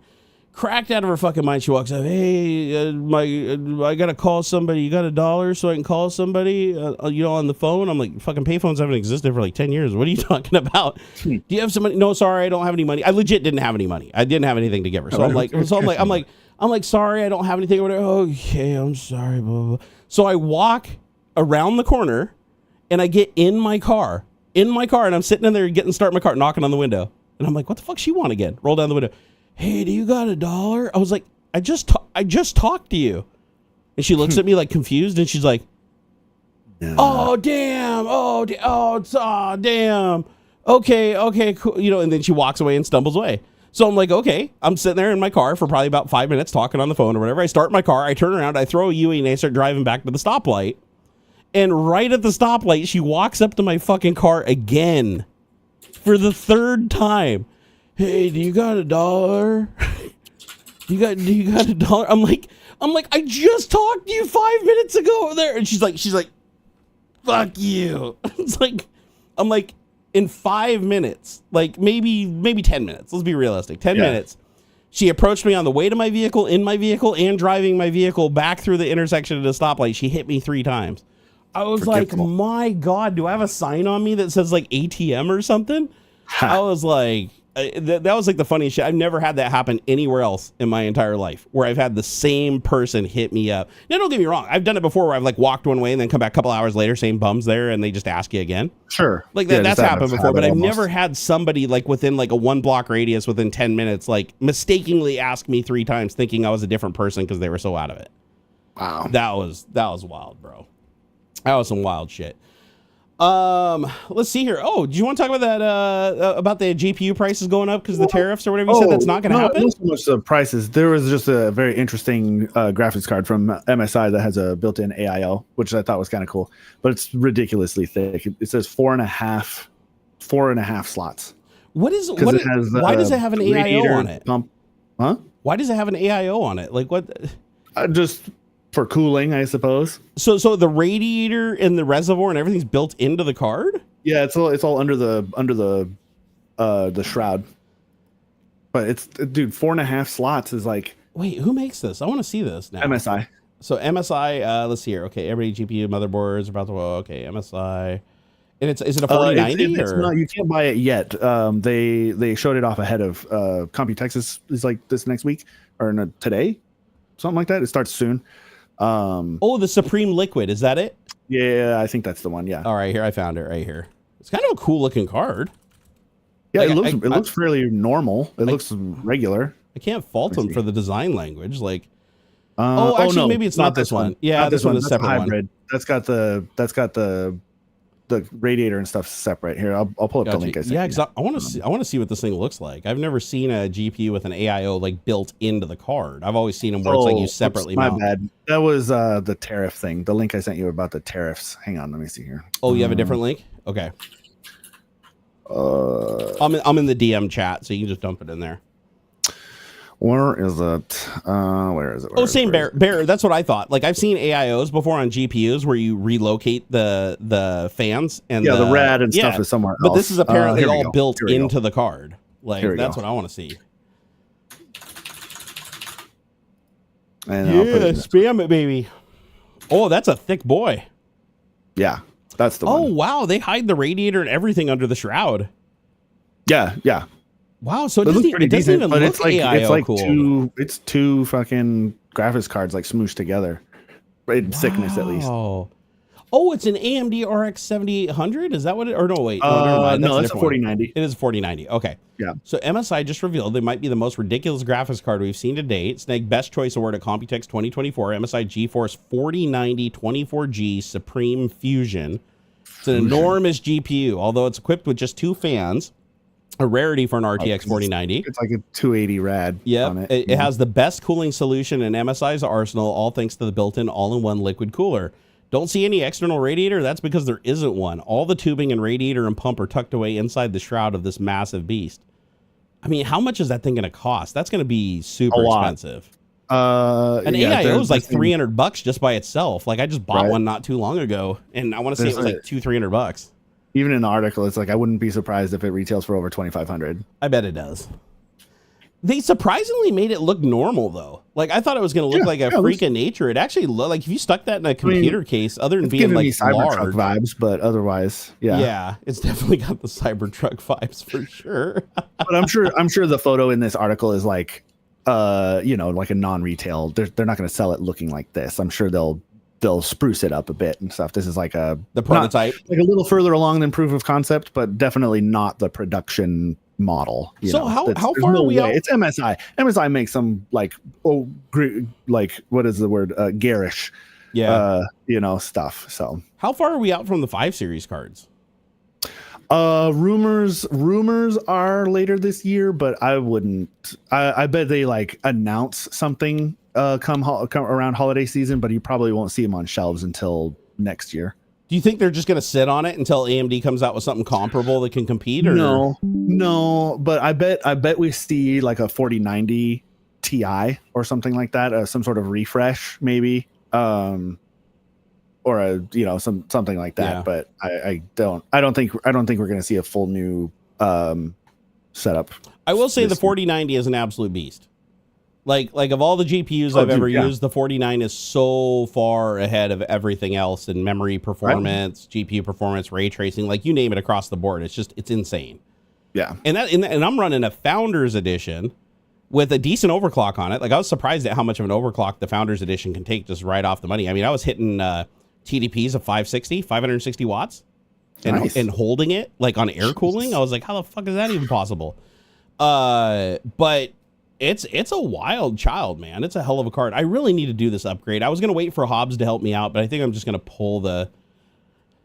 take the bullet, rip this thing apart tomorrow. I have a lot of parts that I have to cross over, and if I get stuck at some point, like I'm missing a part or something like that, then I'm going to have downtime. I'm not going to have my streaming PC. Oh, sure. So I got to figure out, and I want to make sure that I have everything backed up so that I can restore it and hope that I don't have any conflicts between the hardware and stuff, because I'm going up to a 12900K. Nice. With a new motherboard, AIO cooling, and DDR5. I've got 100. I'm going down in memory though. I'm going down from 128 gig to 96 gig, so I can get the fastest DDR5 or whatever. Yeah, I figure my GPU has 24 gigs, so I can make up what I lose, right? I'll just use RAM share or something. All right, dude. I just realized it's 2 p.m., so I gotta get you out of here. Yep. All right. Thanks, everybody. Have a good weekend. Peace out. Thanks for joining us. Stream for too long. No, I'm not going to stay for too long today. I got to go fix our hot tub. Our hot tub needs some love. Peace out, bro. Here's the thing. I'm going to close this one. Okay, bye. Later, everybody. Go follow him. Let's see here. And I'm back. Any closer to letting us see your screen, or is not showing a conscious decision? I'm not set up for it, Dav. I just need to take some time to set up for it. The whole idea was I wanted to upgrade my computer, do the reinstall, get everything built back up, and then I can start focusing on wiring up all streamer bot and all that. I just don't want to do a whole bunch of that shit and then have to do it over again. So, but yeah, no, at some point I will be showing you guys the screen because I'm going to get back to virtualization. I used to have a dev environment virtualized that I could show you guys like on screen that I could flip back and forth to for like doing on-screen dev and stuff. I need to get that all set up again and working because it was a hell of a lot easier to do stuff that way. And I can pass through GPU, like on Hyper-V, it's a pain in the ass. You got to do a bunch of stupid shit that's hard, but once you get it figured out, you can do full sharing of GPU resources, direct VRAM, direct GPU access through a Type 1 hypervisor host running in Windows 11. So I just got to get that all set up again. I want to get the 12900K going though, because I am having problems with the CPU that I have right now. It's not even officially supported by Windows 11. It has some micro stuttering issues. My motherboard has some issues with above 4G encoding that cause some micro stutter issues anytime you do the hardware scheduling and move it to the graphics card versus the CPU. And if hardware scheduling is on the CPU, then it causes micro stutter. So once I get the new upgrade, hopefully it'll alleviate a lot of these problems and we can get back to business as usual. I would much like that. Plus my entire nerd cave is completely trashed and destroyed and I don't know where half my shit is and I got to really go through and organize. Miss Barnacules said she'd help me with it though, which is really cool. So I'm going to take her up on that. Theodora said, turns out the new Copilot recall feature stores data from the screenshots in an SQL Lite3 database in plain text accessible by any administrator or the system user. So yeah, they're dumb as shit, man. I knew they'd do something like that. And I bet you it also gets uploaded to the cloud, too. I know they say it doesn't, but I bet you it does. Rogue Sentinel said, Hyper-V. I've been using it for a while for my servers, but it's not free anymore, so I had to find an open source replacement to run my vulnerability scanner and Solid DC. Wait a second. What do you mean Hyper-V isn't free anymore? Hyper-V is built into Windows 11 Professional. Did something change that I didn't hear about? I mean, I haven't run a hypervisor in like 6 months. Did they change like the licensing or something where you can no longer have multiple VMs running under Hyper-V on Windows 11 Pro? I hope that's not the case. If they did that, that means I have to go back to VMware Workstation, which, don't get me wrong, I like VMware Workstation, but its hardware pass-through for the GPU is kind of ghetto. Oh, this is for bare metal Windows Server version? Oh, okay. Yeah, I've never used the server version for running hypervisor. All right, guys. Well, I'll tell you what. I'm going to cut it early today because I have to go out and fill a bucket full of bleach water and scrub out my hot tub and vacuum out the rest of the nasty water with a wet dry vac so that we can get that filled up with fresh water and get it going again because my back has been killing me lately and I really need to get that damn thing back up and running again. So that's what I'm going to be doing with the rest of my day today. And then probably going to start some 3D. Actually, I'll probably start a 3D printing project before I go do that, because I want to 3D print another adapter for my CPAP, because I think I have a leak between two of the layer lines on the CPAP adapter I did for the 3M HEPA filters.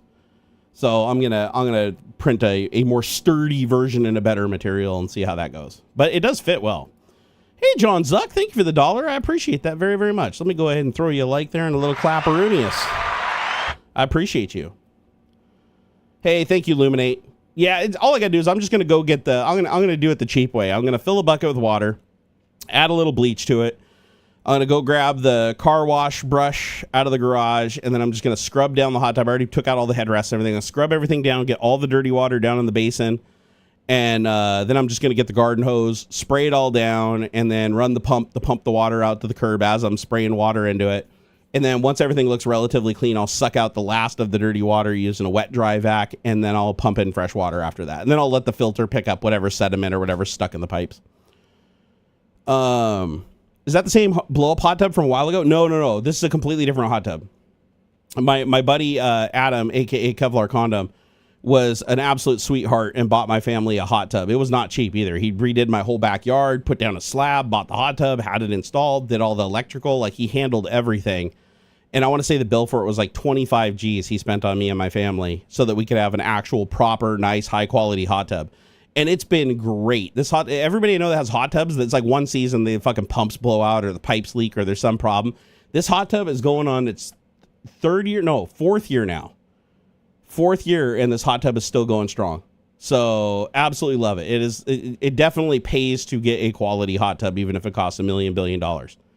But sometimes you got to go find a friend with $1 billion to get you that hot tub, because you can't afford it and you would have cheaped out and got like the inflatable pool version and fucked it up again.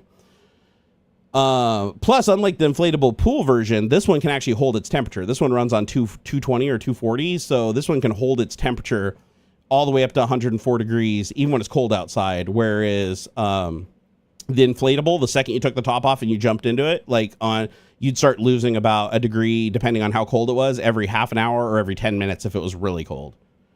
So, and this thing's hella good insulated. I didn't realize hot tubs don't use that much electricity. Like when they're just sitting there on standby, just maintaining their temperature, they don't use a lot of power at all. Like, I was surprised. I think our electrical bill only went up maybe like 12 or 15 bucks a month.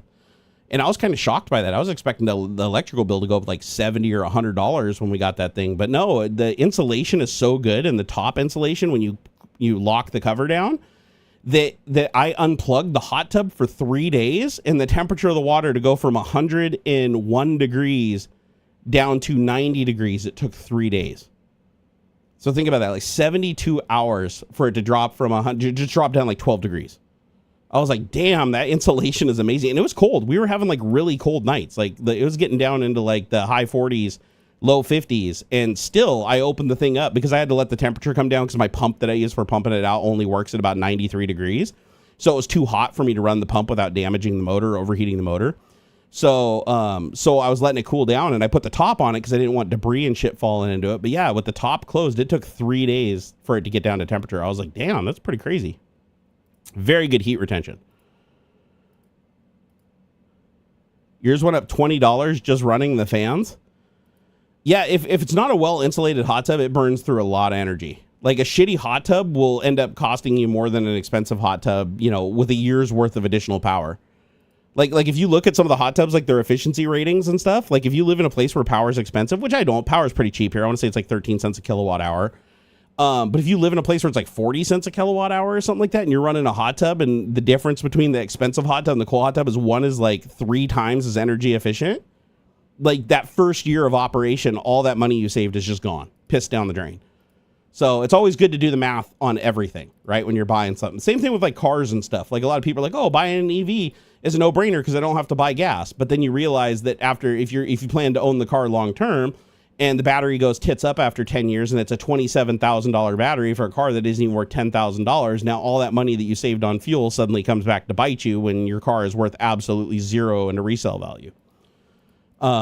That's why if you have an electric car, make sure you always sell it on while it's still in warranty so that you get the savings of owning an electric car and also offload it before it flips around into a money pit. All right, guys, this has been an amazing Tech Talk. It's good seeing you guys. I hope to be live on Twitch more next week. Right now, like I said, these last couple of weeks have sucked because my son's been having this tooth issue. It's been keeping him up all night, every night. So our sleep schedule has just been a couple hours when we can get it here and there. And my back has been fucking killing me. I got to go see my doctor again to reevaluate my meds because I'm still just in a shitload of pain and it's been really affecting my life. But I'm going to try to get back to some kind of normacy. Have you gotten over the camera phobia issue? Yeah, for the most part. For the most part, I've gotten over the camera phobia issue. Now it's just a matter of just getting my environment where I want it. James Jada said, the biggest problem with AI is memory. I use a lot of these AI. Halfway through it forgets what it's even doing. Like, it'll be like, what are you talking about again? Oh, yeah, that's true. And depending on the tokens, right? The tokens and the memory that you allocate to the model determines how long it can remember the conversation. It's funny. It's kind of like talking to like a 10-second Tom from 50 First Dates. It's like by the time you get to like question 13, it's already forgot question 1, and you have to just keep reminding it about shit. There are models that have way bigger retention, though. Like, I know GPT-4 has a 128 token model. I think 128,000 token model that actually seems to have really good retention. GPT-4o has been pretty good, too. I don't know, James, I don't know if you've used GPT-4o, like not 4.0, but 4o. But, man, it's been amazing for code generation. And I've had some conversations with it that have gotten up to about 30 or 40 generations of questions where it's still been giving me consistently back code that included everything I talked about in the beginning. So I've been pretty impressed with that. All right, boyos and ladios. I'm gonna go work on that hot tub and see if I can't get some freaking relief. Although even after I clean it today and wash it out, I still got to refill it, and I still have to wait, I think, 24 hours for it to heat up, and then we got to do the chemical shock. And there's a couple things we have to do, so I still won't be able to use it for like a day or two. So James Jana said, "How much does Adam make?" A lot. A very, very, very, very lot. Put it this way: he could have retired a long time ago. He just does shit now just because he likes to. He spends his time now, investing in venture capital and shit like that, and just having fun because he's already earned his nest egg. And couldn't happen to a nicer guy either. Seriously, Adam is one of the nicest and giving people that I've ever known in my life. I trust him with my life. I don't trust a lot of people in my life. Adam, I absolutely trust in my life. He is a hell of a good dude. And I know a lot of people that have a lot of money and they don't have the heart he does. So when you find people like that, you really want to hang on to them. Llama 370B. Llama 3 is good. Llama 3 is good. Oh, and by the way, if you guys haven't tried it, did you know Facebook now has animated image generation? I just found this out and played with it the other day. And it works pretty good. So if you go into Facebook Messenger and you find Meta AI, so add the contact Meta AI, and because they basically made their AI, you communicate through chat. They just use chat as their UI, so they don't have to create a new UI. And if you type /imagine and then some text, it'll create an image just like any other image generator, and it does a really good job. I was surprised, and for some reason it doesn't care about people. You can be like, make a fucking video of Elon Musk diddling Trump, and it'll fucking do it, right? I was kind of surprised at how many things it let me get away with. But then it'll create an image, and then if you want it to animate the image, like create like a little like 1 second animation, like an animated GIF of it doing something, then you just say animate followed by what you want the animation to be. And it actually works really good. So, but if you guys have any other questions about that or anything else that I'm doing, come on over to X, hit me up at Barnacules, over on x.com/Barnacules. Also, consider joining my Patreon, consider following me over on Discord. All my links are on Link.TRE Barnacules. I think this is where all my links are. I'm still working on getting my shit together, but I plan to. Rogue Sentinel said, I wish AI wasn't built on copyright and stolen content. That's the only reason I'm still against it. Yeah, I can't say that I'm happy about that either. I really don't like the idea that, you know, a lot of the good stuff that we get AI comes from stealing from the people who worked hard to create it, and it diminishes the value of their work. And yeah, I have a lot of problems with that too, quite frankly. However, there's no way to avoid it, because any AI system that doesn't train on publicly available data is going to have huge gaping holes in it, sadly. So just run an extension cord to my neighbor's house to get free to run power. That's actually pretty funny. Sadly, I need a pretty expensive extension cord to run 220. If you've ever looked at 220 extension cords, they are really expensive. Really expensive. Have you tried LoRa Radio and Meshtastic? Yep. Yep, I've been using Meshtastic. I actually have a Meshtastic node, right? Where is it? It was somewhere around here. Is this it? Yep. There's my Meshtastic LoRa node right there. I just don't have it plugged in right now. My neighbor installed a 5-watt like booster and a huge antenna on top of his house. So now we're actually like receiving LoRa traffic and sending LoRa traffic like hundreds of miles away. It's pretty cool. It went from like literally having nobody to talk to, and now I can bounce off my neighbor, who is like a massive node that just connected like a shitload of people. So now we have like this huge network of people we can talk to, which is really cool. It's like having your own little wireless internet that's outside of the internet. And I'll eventually do a video on it too.